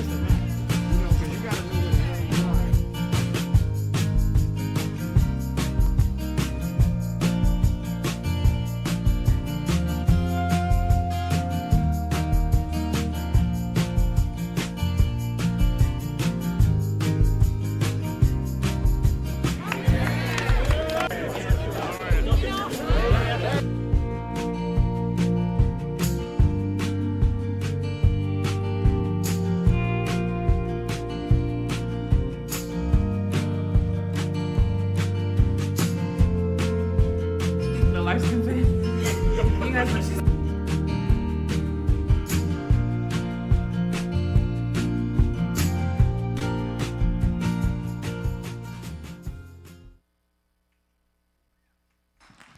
Yes, all right, all right. So yes, that is a little bit of my journey snapshot real quick of what God has been doing in my life and with me. And so those were video clips of all some events that I have helped put together, hosted some events that I participated that other organizations were having that partnership with LDC. And so I went out and participated in those events. And I know you guys are probably wondering, what was the workout machines for? What was that picture for? I want to let you know that in leadership, it is not a jog. It is a workout. And if you want to be a good leader and lead well, it is a workout. So you have to have a plan, right? And if you know anything about working out, can't just get up and go to the gym and be like, oh, yeah, I'm going to go and do these jumping jacks. Yeah, all right, right? But it works out better when you have a workout plan, right? And so I just want you guys to know that leadership is hard work, right? But it is definitely worth it, okay? And so I just wanted to share with you all that about my journey and to inspire you and hopefully encourage you that no matter what you're going through, if you're going through some hard times, and I tell you what, in the month of planning GLS, every week I was challenged with a serious battle. From my housing to my child that stands right here before you, my mother in a hospital back and forth with COVID, an accident, someone hit me from the back just the night before GLS took place. At 11:57, I will never forget, I was looking at my clock. I had just got done praying about coming on, I was on the expressway, and there has been shootings on the expressway. What made me start praying about that is because the week before that, I was at the gas station and the gunshots rang out. Me and my children were there and gunshots rang out, and I literally had to duck and dodge and run around the car. So I'm thinking, thank God that I have never experienced anything on the expressway. I meant to add that video in it. As I say that and I come around the bend, the cars in front of me are slowing down, so I'm slowing down. They come to a screeching halt, but they both like swerve opposite way. So I'm like, whoa, what is going on? So I'm pressing on my brakes. My brakes would not stop. I couldn't say nothing but Jesus, Jesus, Jesus. My eyes was getting big. I could not stop. It felt like God literally took that car, my van. Let me tell you, because I ain't got no little car. If you know anything about me, you know I don't like riding little. So he took the car and I'm going down this lane, and I would not stop. The lane opened up. The cars just started moving over to the side. I was able to drive straight down the middle. And as I was coming down to the end, I'm praying, calling Jesus' name, because I can't say nothing, can't do nothing but Jesus, Jesus. My grandma always told me, when you in trouble, and if you can't say nothing else, you call on the name of the Lord. And that is exactly what I did. I just kept calling on his name. And when I say a ink pen could fit in between me and the pileup of cars that was down there on that expressway. Literally, you could take one of these pens or pencils off this table and put it there, and it will stay in that little space. That's how much space that was there, right? And as I thought I was going to hit the car, God took the car and turned my van, and I nearly stopped, again, an inch away from the wall, from smashing dead into the wall. I shared that video with some of the people in my circle. So I said that to say that it's not easy. The enemy will try his best to stop you in all kinds of ways. But you need to know that that is not from God. That is the enemy trying to stop what God has, not just for you, but for the glory that we're going to give to God. So he didn't want this to take place today. So I am so thankful that I am here, right, for today and whatnot. And so that's why I wanted to share that clip, that video with you, and to share a little bit about my story, because it has been a journey. And I'm just thankful to be right here, right now, and that God is using me for his glory. It's not about me, right? It's not about my son that passed on. It's about God getting the glory. So I'm just so thankful for that. And I'll let you two ladies have the flow. I guess just also thank Ms. Swan. I just want to thank God also just for guiding her, continuously to protect her, and even again making this possible. GLS happened today and also yesterday. So I guess we're gonna have a video from Jason. Our next speaker's name is Jason. Yeah, so we're having a video from Jason Dorsey, and I hope you guys enjoy. And please make sure to take notes, and people online also I hope you enjoy, and please make sure, like I said again, take notes and keep in mind and let whatever he's saying to us soak in, and just also enjoy yourselves and gather some insight. Yeah, gather some insight, and then we all come back up here and kind of reflect. So thank you, and enjoy please the play video. Jason Dorsey is president of the Center for Generational Kinetics, a global research and speaking firm that delivers original research which separates generational myth from truth for leaders around the world. Their team has helped leaders reposition global brands to win each generation and taken clients from last to first in both employee retention and customer growth. Considered an authority on Gen Z and millennials, as well as the #1 generation speaker and researcher, Jason delivers research-based insight and specific practical solutions for leaders to drive tangible results. Jason wrote his first best-selling book at the age of 18 and has been featured on over 200 television shows, including 60 Minutes and The Today Show. Please welcome Jason Dorsey. Woo! Thank you. This is going to be a very different kind of presentation. I need your help. How many of you on a daily basis interact with people of different ages? Would you raise your hand? Let's do this all over there. Wait, raise your hand. There you go. And how many of you have had a conversation with someone of a different age? It was very, very, very important. At the end of that conversation, you knew when they walked away, they had no idea what you just told them. Raise your hand. Exactly. So what do a bunch of you in here do? I know what a lot of you in here do. You take out that pen you have and you write us a note. In cursive. We can't read cursive.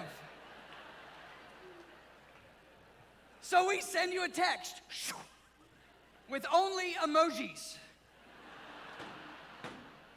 And somehow, you as a leader have to make this work every day. Am I right? You're living this with your families. Am I right? Some of you in here, you have called your kid 5 times. Ring, ring, ring, ring, ring. No answer. You send a text, boom.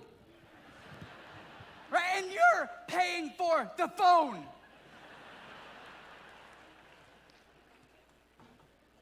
Yet so much of what is said about generations, particularly my generation, the millennials, just isn't true.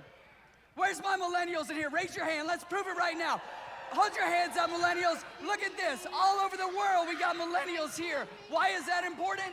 If you read the headlines, we should not be here.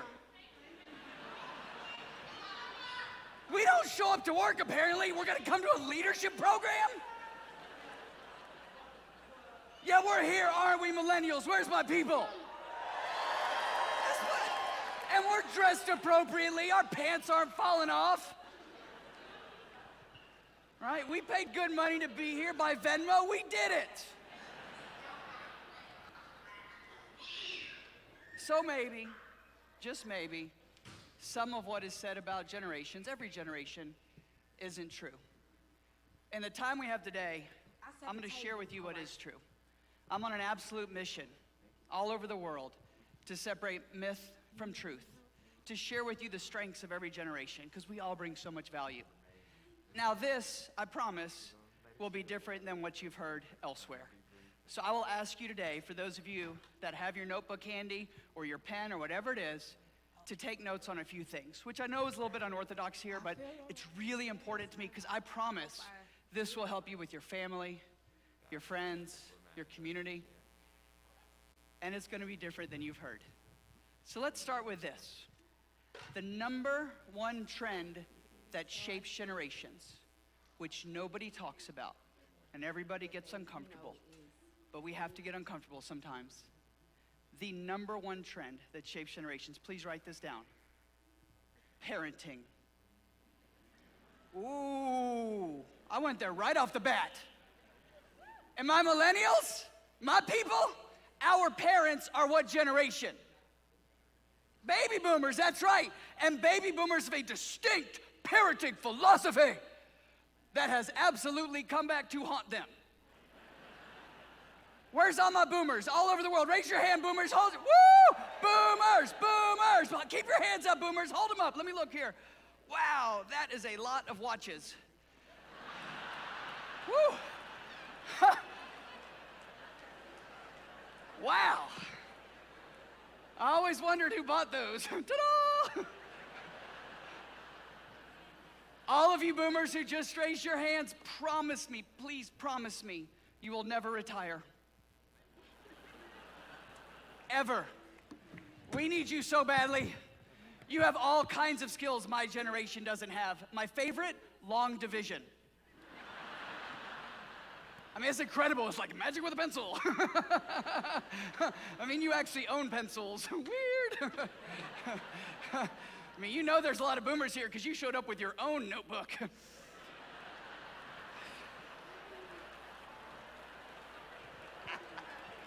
Holding up the notebook, that's what I'm talking about. I told you we're going to get real today. So why is parenting important? Because parenting influences everything we do. Let me give you some examples. We're influenced by our parents. Is a job beneath us? Ooh. Should you go into debt to go to college? Should you go to college? What's acceptable risk? What's unacceptable risk? One of the biggest complaints about my people, the millennials, is people say that we're entitled. And we're going to go straight there right off the bat. We're going to get uncomfortable in here. It's okay. We know from a fact at our research center that entitlement is primarily a learned behavior. Ooh. All the boomers thought this was going to help you out. Oh no! You complain about us, you created us.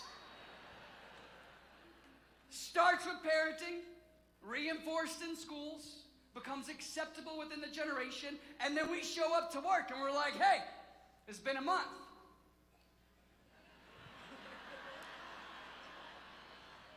Where's my promotion? I was here almost every day.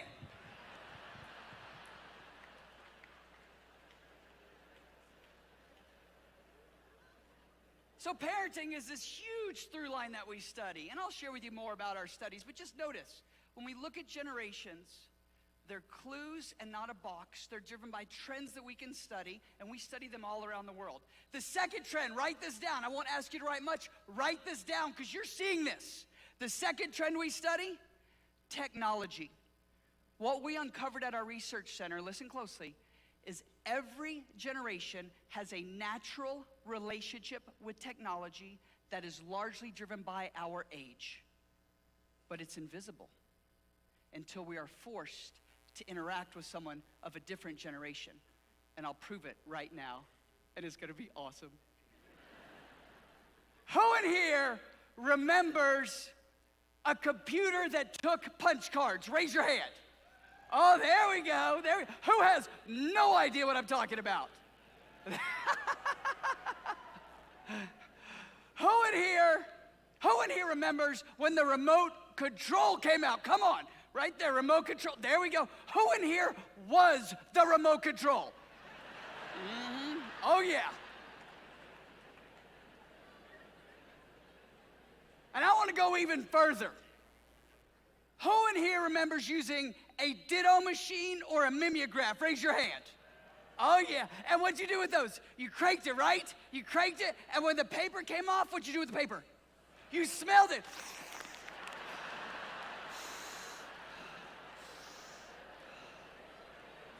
The purple paper. Look at all the young people. Look like they're all like, why is that dude smelling the paper? Email doesn't smell.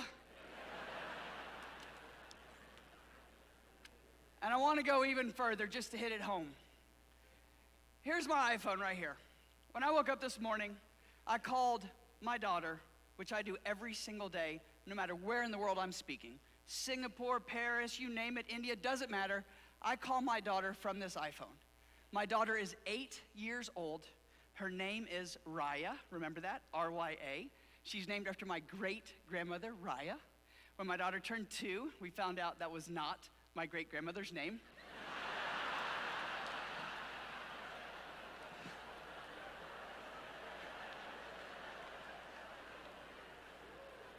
Thank you, Ancestry.com. So when I called my daughter this morning, 8 years old, going into 3rd grade, how did I call her from this iPhone? Parents and grandparents? FaceTime, right? Now look up here, look. So I'm talking with her, she's talking with me. We have this whole conversation going on. My daughter, 8 years old, will never remember a time before you could look at the person on the phone while you were talking to them. In her belief system, that is how the phone works. Let me say it differently. If she can't see you, she won't talk to you. She'll say the phone's broken, put it down, and walk away. What was the cartoon where you could see the person you were talking to? It was about the future. Come on, Gen X. The Jetsons, yes, listen closely. My daughter will think the Jetsons is about the past.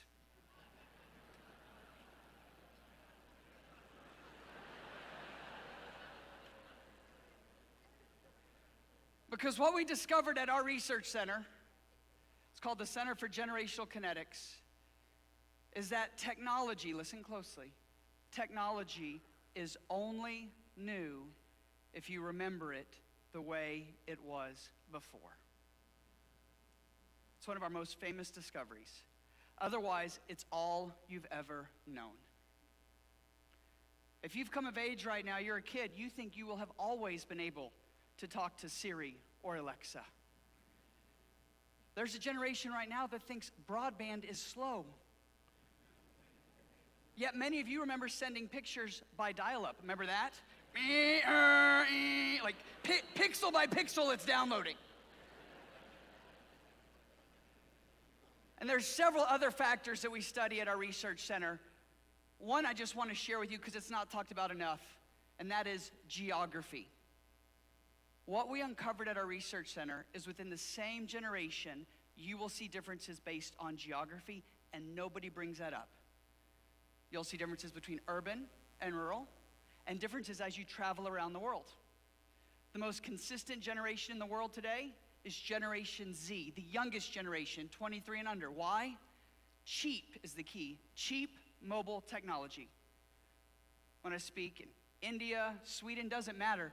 When we're talking about Gen Z or even millennials, very consistent. When you go up to Gen X or boomers, dramatically different around the world. In the US, for example, we'll see differences between urban and rural. I grew up in a small town. Where's my small town people? There's got to be some here. Small town people, let me hear it. There you go. Who in here has ever walked into the grocery store and had a spontaneous family reunion? Right? That's how I grew up. My best friend's from New York City. His high school graduating class had students from 40 countries. I'm from Brenham, Texas. My high school class, there we go, look at that. Like, the whole town's here apparently. My high school class in Brenham had people from 2 countries. People from Texas and everybody else. So the key is this. I want to share with you a little bit about our research center. What we're called, if you'll look up here, is the Center for Generational Kinetics. And what we do, and our focus, is separating myth from truth about generations. Why do we get into this? Because I would speak to corporate executives and boards and leaders in communities, and they would say all these negative things about generations. And I didn't know any better, so I said, can I see your data? So they gave me their data, and it almost never matched what they just told me. So we decided that the way to solve this and bridge generations was to do primary research around the world to separate myth from truth, to figure it out. Because somebody's got to be the source material that's accurate, that has no agenda. I have nothing to sell you other than myth versus truth. That's it. We do quantitative research, qualitative research, behavioral design. Bottom line is, we've done more than 60 studies in the US and around the world. We have 10 studies going right now on 3 continents. So what I'm going to share with you today is the why behind the behaviors everybody else tracks, because we're behavioral researchers, and it's going to be fun. So if you would, you can see up here a little bit about our clients. We have 150 clients. Great, you're impressed. Let's go to the next one. Okay, we do research. Perfect.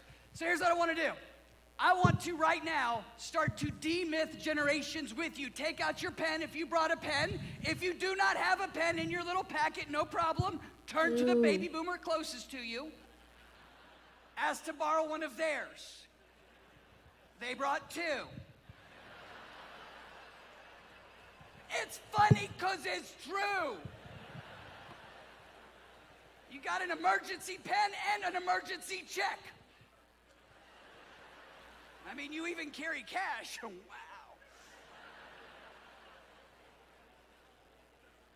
So we're going to separate myth from truth, and what we're going to do is we're going to cover every single generation that we can in the time we have.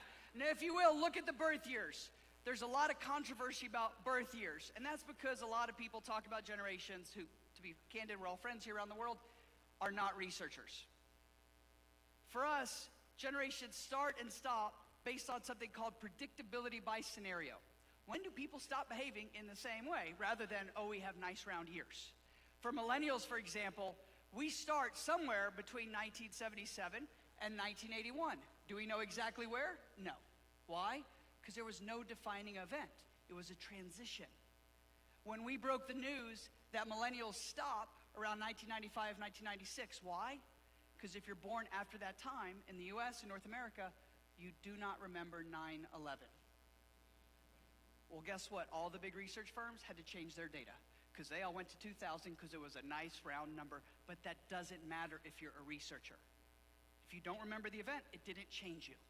So for millennials, what do we need to know? I'm going to give it to you right now. My millennials, listen closely. It's the first time someone's ever going to talk positively about us. So let's just hit the high notes first. What do we need to know about millennials? Number 1, millennials are now the largest generation in the workforce. Everybody says we're unemployed, yet more of us are working than anyone else. Now, there is some truth about one of the things we research, and that is millennials are experiencing something called delayed adulthood. It's totally true. We're seeing on average, all these major commitments be pushed back. My brother's a great example. When my brother was 30 years old, he was married. He married our next door neighbor, literally. Literally, he searched far and wide. That's funny if you're from a small town. Everybody else is like, what? When my brother was 30 years old, he's married, 2 beautiful daughters, 2 SUVs, great job. Like, he made it, he did it. When he was 30 years old, my mom was still paying his car insurance. That's ridiculous, right? And it's not like I could say something, because then she'd take back her gas card.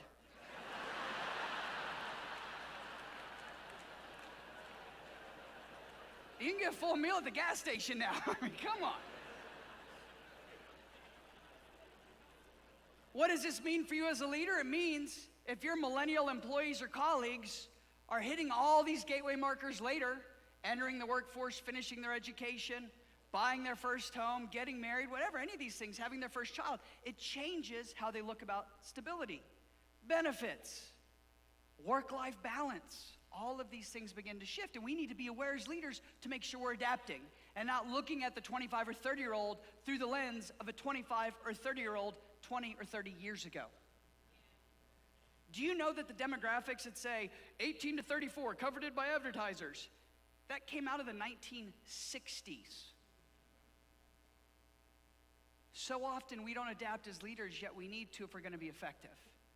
Our biggest discovery with millennials and our most controversial is we discovered the millennial generation is splitting in 2. In fact, it's in this room right now. What we uncovered is one part of the generation is doing everything we were told we were supposed to do. He told us to go to school, we went to school. He told us to get a job, we got a job. He told us to be here, we're here. We showed up. We didn't get a ribbon or a trophy for showing up today, did we, millennials? Right? I didn't even get a name tag, nothing. But we're here, we're taking notes, we're developing ourselves. We're doing everything we're supposed to. Here's the deal. Nobody wants to talk about us. We're not controversial, we're not provocative, we're not clickbait on social media. We show up, we do what we're supposed to, and we go home. And then you have another part of the generation that's struggling to create real-world traction. Watch here. This is wild. So what we uncovered is as the generation splits, it breaks apart, we call it a dislocation. As it splits, for some reason around the age of 30, you self-select into one part of the generation or the other, and you can no longer relate to the other part of your own generation. Am I right, millennials in here? In fact, the group most offended by millennials acting entitled at work, other millennials who do not feel entitled. We think the rest of the generation is giving us a bad reputation. And then what happens? Our boss tells us to mentor them. We don't want to mentor them, they're terrible. Okay? You hired them, you mentor them.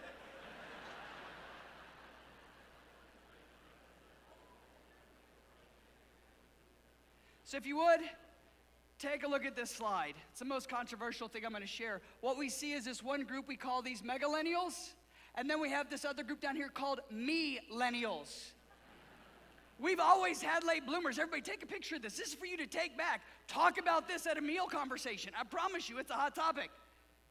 We're seeing this play out everywhere. Organizations, politics, leadership, you name it, engagement, on and on and on. Now, we've always had late bloomers. That's true Gen X, that's true with baby boomers, it's even true with traditionalists. The difference is a late bloomer used to be 25 years old, am I right? Now we're seeing those behaviors at 35 and older. So as we start to look at this generation, let me give you one more thing, and I think it's key. Before I give it to you, just listen closely, leaders. I want you to think about how this affects your communication. Please finish this sentence for me. Millennials, we are tech savvy, thank you. Please don't write that down because it's wrong. But everybody thinks it's true because we're constantly staring at what? Our phones, exactly. We're texting, we're tweeting, we're walking into walls, yes? But what we uncovered at our research center, and this is so important for communication engagement, listen to this. Millennials, we are not tech savvy. What we actually are, we are tech dependent. And it changes everything we do. You want to engage us in your religious organization, your company, family member, community. It's completely different if you're tech dependent versus tech savvy. Now we're going to pause there and we're going to switch and talk about Gen X because frankly, nobody talks about Gen X. Where's my Gen Xers? Raise your hand, Gen X. Woo! Look at this. Gen X is here. I love this. I love this, Gen X. You are amazing. You survived the 80s. I mean, Gen X is incredible. So what do we need to know about Gen X? Millennials in here, listen closely. We will be working with Gen X forever. They're never leaving. As a leader, what do you need to know about Gen X that's not talked about? Gen X is at a very interesting life stage where they're now starting to take care of their parents, and who else are they taking care of? Often their kids. They're being pulled in two directions. Gen X tells us right now, do they stay at their current employer or do they go somewhere else? At the same time, Gen X is naturally skeptical. Gen X is the only group that will come up to me right after this event, and they'll say, Jason, I really enjoyed your presentation. I didn't think I would.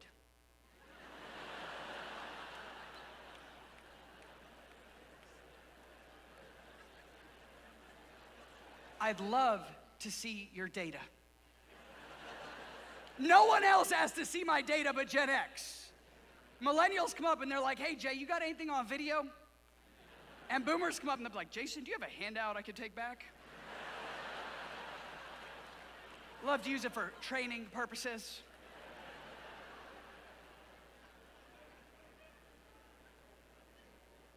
There's lots of reasons behind all this. We don't have time to go into all of them, but just notice, Gen X is at an interesting life stage. They bring this skepticism, and we believe that Gen X, you are the glue in the organization. Because Gen X, you don't like millennials or baby boomers. Am I right?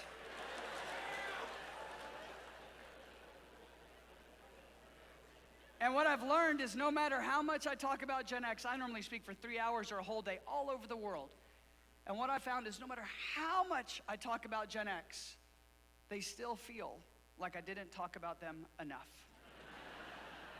Which is why we're moving on. To my boomers, where's my boomers again? Raise your hand, boomers! Boomers! Woo! Check this out, everybody, check this out. Baby boomers are amazing. They know geography. Is that not incredible? They can read a map that doesn't talk. They're geniuses. I go to check in at a hotel, they give me a paper map. I'm like, seriously? How do you know where north is?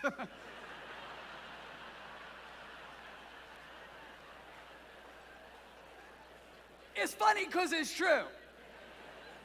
What do we need to know about boomers? 2 quick things. Number 1, baby boomers define work ethic. They measure work ethic in hours per week. Oh. And those hours don't count unless they can see you. If they can't see you, you're not working. And boomers also believe there are no shortcuts to success. You must pay your dues. They believe in policies, procedures, protocol.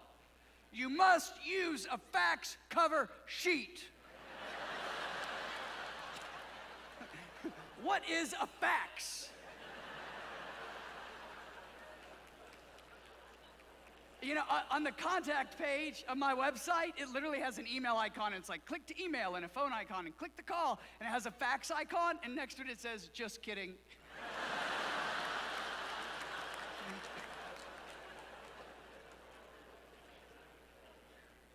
And let's quick do a sneak peek of Gen Z. I have a book coming out next year on Gen Z. So excited, this generation, they're gonna change the world. So what do we need to know about Gen Z? There we go, there we go. Gen Z in the house. So here's what we need to know about Gen Z. Number 1, Gen Z, their parents are primarily Gen X or older millennials who raise their kids very differently. In fact, when we interview the parents, what do they tell us? We told our kids, you will not end up like those entitled millennials. Gen Z also came of age around the Great Recession. Now there's people running around saying Gen Z struggled in the workforce through the Great Recession. They were 12, okay? No, but they saw who struggled? Their parents. And what our research uncovered is that Gen Z is very practical with their money. They're driving thrift store sales.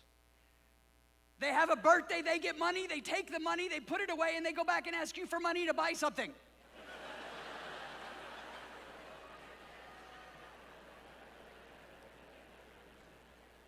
In fact, we predict that there's a really good chance that many members of Gen Z are going to leapfrog some of the millennials. And it's going to be really interesting over the next 5 to 10 years.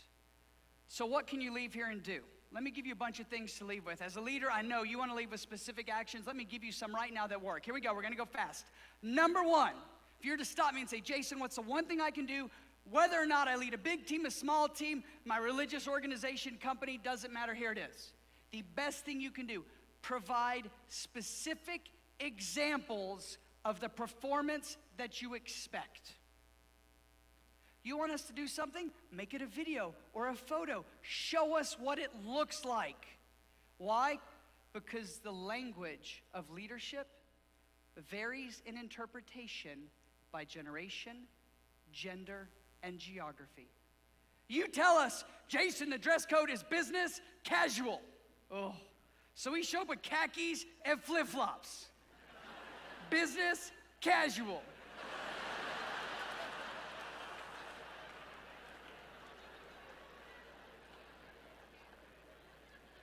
Number two, and this is very important for the leaders in this room, and that's all of you, so listen, doesn't matter how big your organization is you lead. This is critical for messaging. What we uncovered is most leaders message in a linear format. Steps 1, 2, 3, 4, 5. Millennials and Gen Z do not think linear. They are completely outcome driven. They get a video game, they get all the cheats, they skip to the end, they beat the game. But then they go back and play the game from the beginning. They just want to see the end first. Show us the end first. Work backwards one time. We will follow every single step. And then the third one, you have to, and there's not many things I say have to about, you have to provide quick hit feedback, more frequent feedback. Not trophies, not rewards. Keep all those. We got plenty of them. I'm going to share with you what I mean. Hey, Sarah, I saw how you helped Jesse yesterday. Thanks so much for stepping up when we needed you. That's it. Stop talking. Why does this not happen? Because other generations were taught, if your boss is talking to you, you're doing something wrong. My generation and Gen Z was taught, if your boss is not talking to you, you're doing something wrong. Now, you can use it by text. You can do it any way you want. Just do not leave us a voicemail. Please. Ugh. My dad will leave me a 5-minute voicemail. It's like a podcast.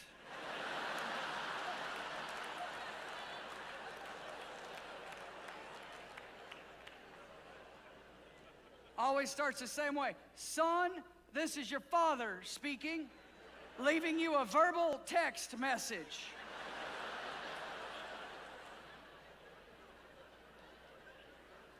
That hit a little too close to home, I could tell. A lot of squirming.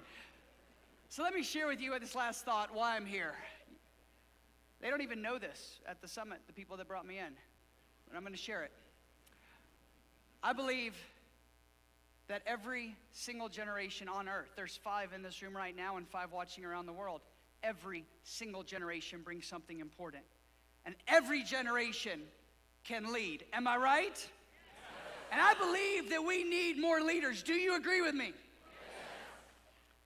I know for me, a leader just like you changed my life.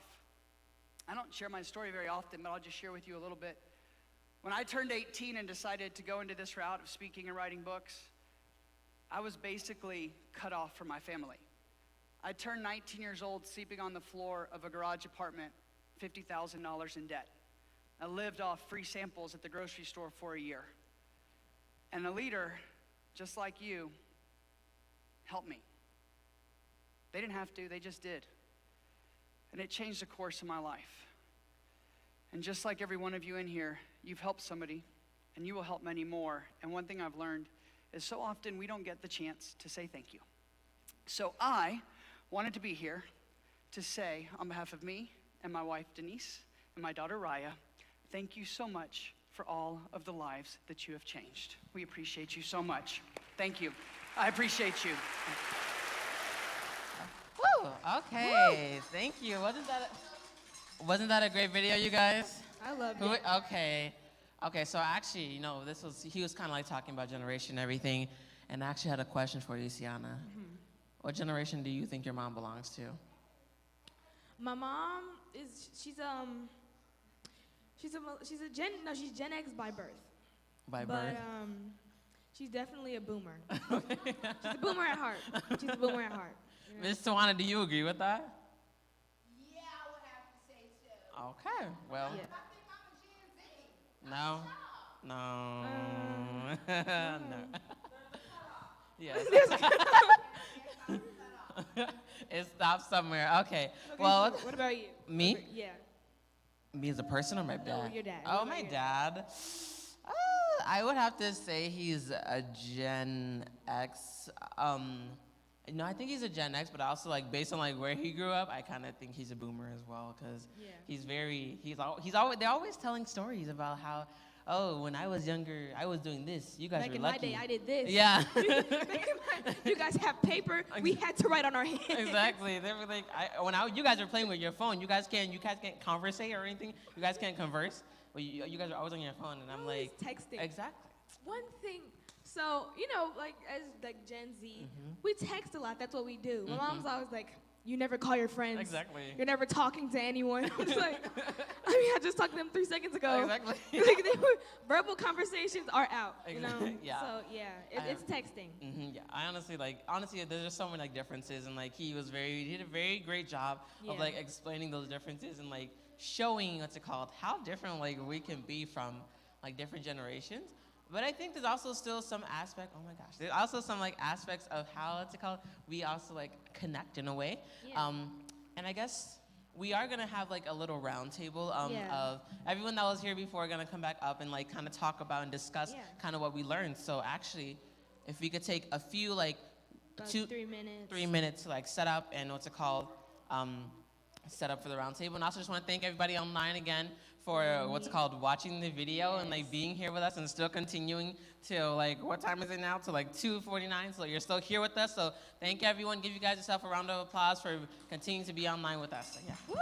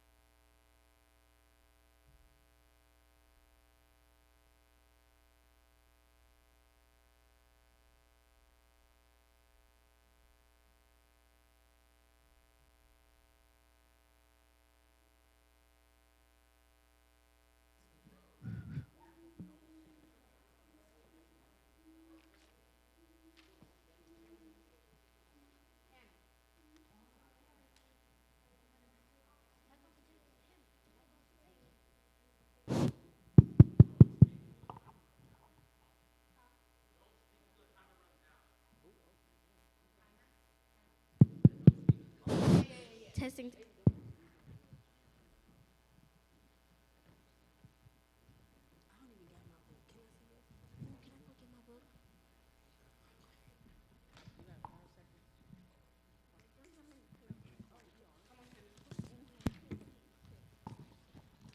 All right, welcome back, everyone, and thank you all so much for hanging in there with us. We know this have been a long 2 days. We thank you so much for those of you that are in person, and really thank you for those of you that is joining us online.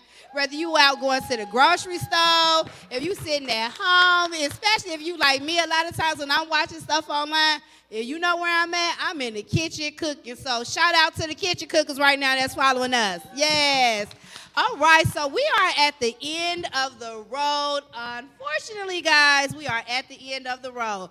But so we're going to wrap up with just talking about Jason in that video. Like, out of all 3 videos, I would have to say Jason did it. I think that was a home run. What you say, ladies? I agree with you. He was funny and he was saying true stuff. I also agree. Like, he was a very, like, I guess because he kind of talked about everyone in every, like, way. He was very, what's it called? I really enjoyed him. He had his jokes. And also, like, just, it was a moment of learning about my parents and also other people that I know. And, like, I had someone, like, sitting next to me, Miss Jenny, and, like, we were just, like, moments of connections and laughing and stuff like that. So, yeah.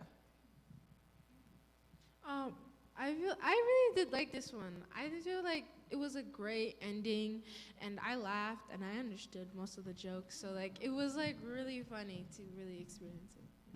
Yeah, especially the part when he was like, Gen Zers send texts with all emojis, because that's a thing that happens now, because a lot of things are like condensed. So that's like how a lot of Gen Z text now is. Yeah, I think it was very truthful. It was very funny too. Yes, when he said the text messaging all emojis, woo, he did that one so well. But not only do you guys send text messages with emojis, so before the emojis came out, it was a whole conversation with 6 alphabets. It's like, what? Abbreviations. Yes, it's like, let's see, give me a few of them. HBU. What is HBU? Sound like it's the college, right? It sounds like the college, right? Like the Black University College, right? But what does it really mean? It means how about you? Like, how about you? IDK. IDK. It sounds like that's a new form of identification. No, I don't know. It felt like it's so. What the thing that she said, I don't know what it's called, but like when they put like some letters, that it really just saying the first letters of the words, like IDK. I is the first letter I. Well, then D for don't and K for no. So I don't know. Three words made into 3 letters. And sometimes they can even be 4, because sometimes I do IDRC or K. So that means I don't really care, or I don't really know. Or it could be OFC, of course. Yeah. Now, see, this is where I start to show my age, because all of them letters, I would think that they are saying something that they should not be saying. Like, I don't know what this language is. I don't understand the alphabets. And then not only that, but like Jason said, y'all really took the cake when y'all came back with all these emojis. I can't understand a text message from y'all. Like, I have to tell my daughter all the time, don't text me, call me. Because I don't know what she's saying. And she's absolutely right. I be on her all the time, chasing her around the house. Sienna, you ain't talk to your friends? How are y'all friends and you ain't even talk? And like she say, she'll be like, Mom, we're texting. And it's like, I'm not good with text. I hate texting. I ain't writing, period. I'm just not the best writer. And so when it comes to texting, it's like out the door for me. But I guess that's the y'all way of, going about, right? So, yeah, I guess Jason was really good. Anything you guys want to add before I ask you a few questions? I guess it's like, I think another thing that Jason did a really good job of was pointing out how there's different ways we can answer and kind of take in things as different generation. That's why he kind of said that one of the things that are really important is to like provide an example or video or something of like what exactly that whoever it is that's giving the request like wants from us. Like, cause me, like, if someone asks me to do something, I kind of give like the shortest answer possible, because I don't think there's a need for me to be like talking so much, even though I'm doing it now, but this is for presentation purposes only. But like, it's just like, I'm like, okay, do this, and then I'll do like a list instead of saying this, I'll just say, okay, slide, six slides and like that. So like, I'll make it short. And then I'm like, they should like be able to grab around like the information. And I also think it has to I think it also like takes in mind that this generation, we like creativity and stuff like that. So I'm like keeping everything as short as possible. So whoever is looking at it, they can take it to wherever. But like I've given you at least the guidelines of what needs to be like completed or something like that. So yeah. Yeah. What did you want to add, Hannah? Okay, I also agree with Angel because like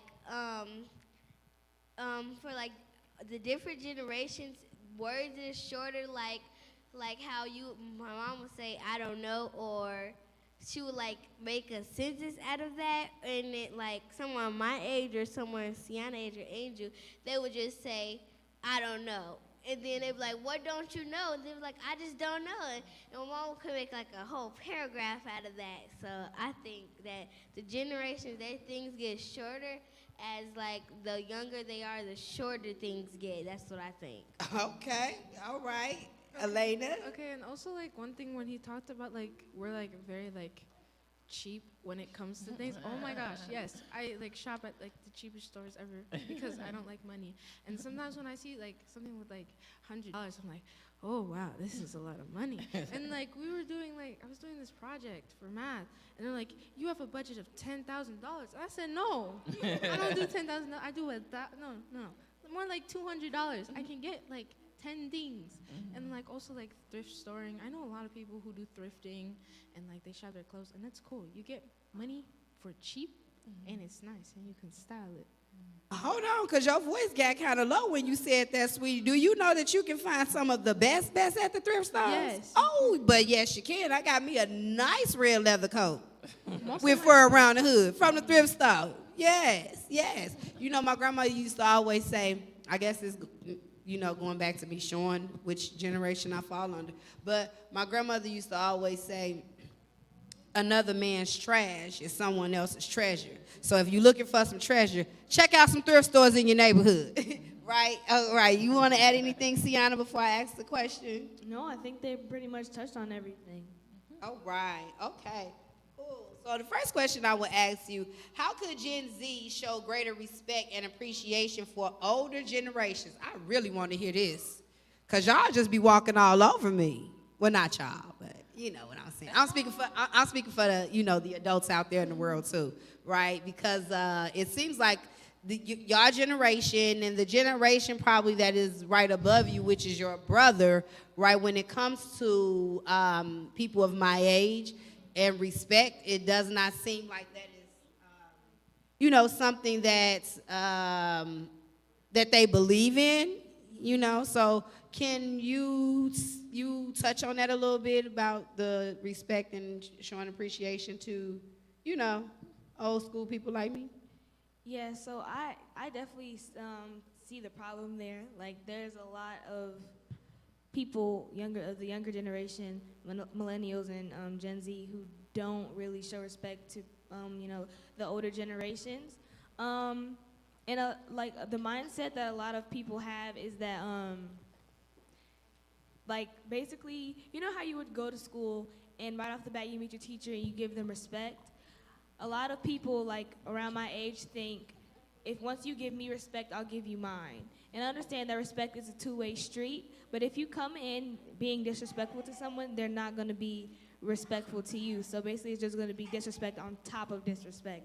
So I think that's one thing, like, you have to have a certain kind of mindset, and like a lot of people in the younger generation don't have it.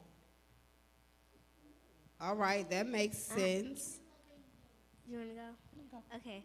So, yeah, like some people, yeah, I think that there's a lot of different ways that that they can respect people that's like older than them. Like, some people say, some people, like some younger people say that they respect, they have different respect for other people, but I think that you should have the respect for all people, because if someone your age comes and disrespect your mom, you would be mad, because if your mom was the same age as your teacher and you disrespect your teacher, that doesn't make you any better to other than the person that would disrespect someone your mom age or something.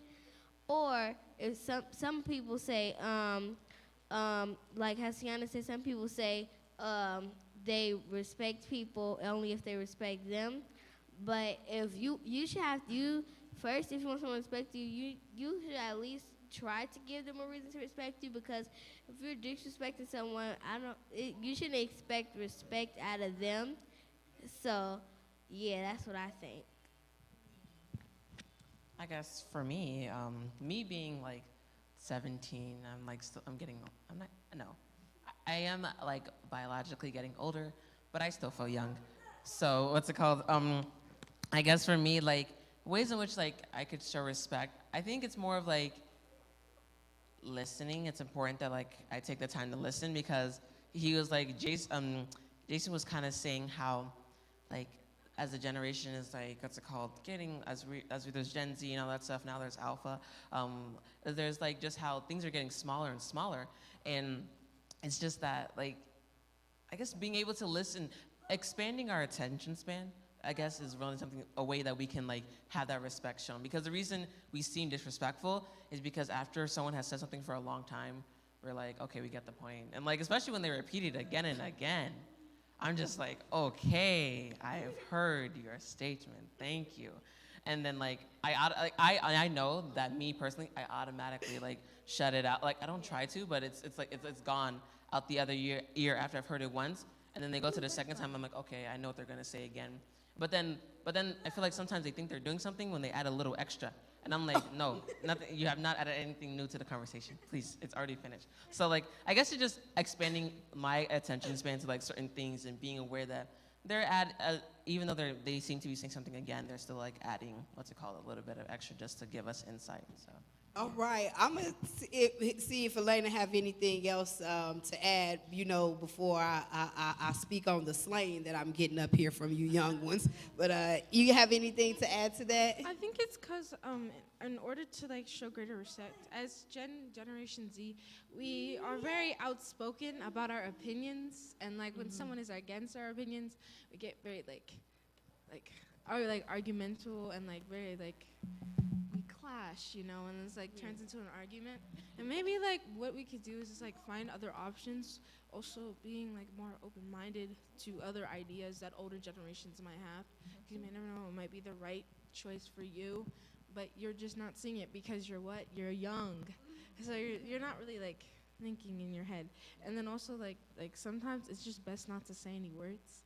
That's why like for me, like I'm still struggling with this. Like I need to like be silent at a certain time so that I don't start something. But whenever let's just say I talk when it's unnecessary, it starts strife, and it's not good in my household or in wherever I go with my siblings. Like when I say something mean and I know I control my mouth and I say it, it really affects the whole entire room. And then also like we need to be able to like say, hey, I'm sorry, like, and not being stuck up and stubborn, because I know a lot of people who are stubborn, but I don't need to say their names. But you see, like, it's just you need to like learn how to like calm down, chill, I guess. So yeah. All right. And my daughter keep giving me this look over here like, I hope you taking good notes, mama. So, all right, so one note that I'll take from that is if I said it once, don't say it again, right? Let me see what else I got from that. Don't talk so long. I'm telling you, when I say these kids is up here like ripping this skin off of me, they're ripping it off of me, right? And my daughter keep giving me this eye like, oh, buddy, it's your day-to-day mama. So yes, I appreciate the honesty, and I'll take some of that feedback from you ladies. And you know, for me, I have always tried to like. It seems like I fall in the middle because I come from the generation of where my grandmother and them, where we didn't have a voice. It was like whatever they said, that's what they said, right? If they said don't do that, and then you be like, well, why not do it? I said don't do it. You be like, well, you know, like Jason say, give us an example, right? Give us some explanation, right? So I'm a firm believer in that. I come from a generation where there was no example, right? It was just say, this is it and that's that. And then let's see, what else have I I think I fall in the middle because I was not heard. I didn't have a voice. That's why it's important for me to give back to the youth to let you know that, hey, you have a voice. And I tell my kids all the time, even though I'm their mother, it's not always about just what I say as the mother. I also tell them that parents can be wrong sometimes too, right? And I have always told my kids that if anytime they feel that I'm wrong, all they got to do is take it to God, and God corrects parents, right? God does that. So don't think that your mama or your daddy is out there getting away with what they doing to you, whether you're in here in person or you're online. God got your back. Know that much, right? And so, yes, okay, so cool. I'll take some points from y'all from that. That was a good lesson for me. Thank you, ladies. The next question is, what could Gen Z teach older, listen here, Jason, now. Okay, Jason. He just ain't gonna let up. But it's very appreciative. I'm just joking. The next question is, what can Gen Z teach older generations stepping out as emerging leaders? Woo, that's good. This is a chance for y'all to talk to your parents. Yeah, I feel like it's like very pertinent to understand that we are almost completely different kinds of people. Like, we are born in completely different times. We have completely different ways of life almost. Like, we're just two different species in a way. You know, like, we're just, you know, we text people. We watch TV a lot. You guys are like news, call your friends, verbal conversations. You know, it's like it's very different. So, like, I feel like a lot of times it's like parents and older people sort of like are pushing sort of like their ways, and we're just like, okay, well, could we like do this what we want? I feel like there's like, we should just like find a way to like meet in the middle instead of feeling like we should only do what we feel like, what we've learned and what we understand, and like, or we should only do what you guys understand. You know, I feel like there's should be like a meet point of where we sort of, you know, do this. Like, so basically, I will text you in full words and no emojis. So I feel like that could be a thing because sometimes being on the phone isn't something I always want to do. So I feel like, I understand that you don't understand the abbreviations that I will use when I text my friends. So I'll text you, but I'll use full words and I won't put any emojis. How you feel about that? I can learn a new language, right? I was just telling my daughter, if you can learn parent language, I'm willing to learn youth language, right? So we can agree on that. Agree? Yes. All right. So thank you all for participating on the panel. I'm sorry, Angel. I am so sorry. I didn't mean. Go ahead. Yes, thank you. Okay. So I guess I really wanted to answer this question is one way, like, I guess something that you could learn from us is like creativity. Just like, I'm not saying like adults are boring. I'm just saying like, let there be room for like creativity for us, like to express ourselves, because like, me like as a person, I really enjoy like doing things like outside of the box, and I guess it's also like, not outside of the box is like bad, but outside of the box is good. And I think it's important like now when it comes to like businesses and us becoming leaders and different like, I guess work ethics, like jobs are now, I know this is not about jobs specifically, but as leaders, people are looking for people that are creative, innovative, because like the future is changing So like we can't like dwell on the past and stuff like that. So let there be room for creativity in all forms. But then after that creativity has been shown to you, there can be like a moment of like reflection and judgment upon it to like see. All right. Thank you. We're going to take one more response, and then we're going to go ahead and wrap up. Hannah?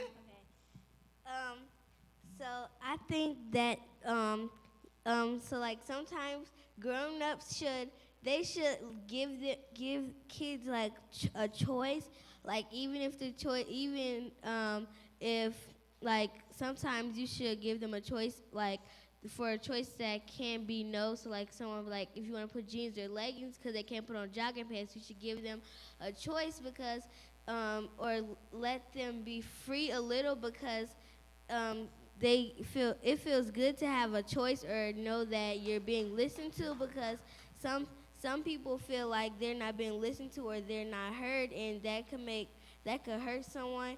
So yeah, I just think, or sometimes you should just ask them what do they feel comfortable with instead of telling them that you should feel comfortable with it. That's what I think. And also I think grown-ups, they should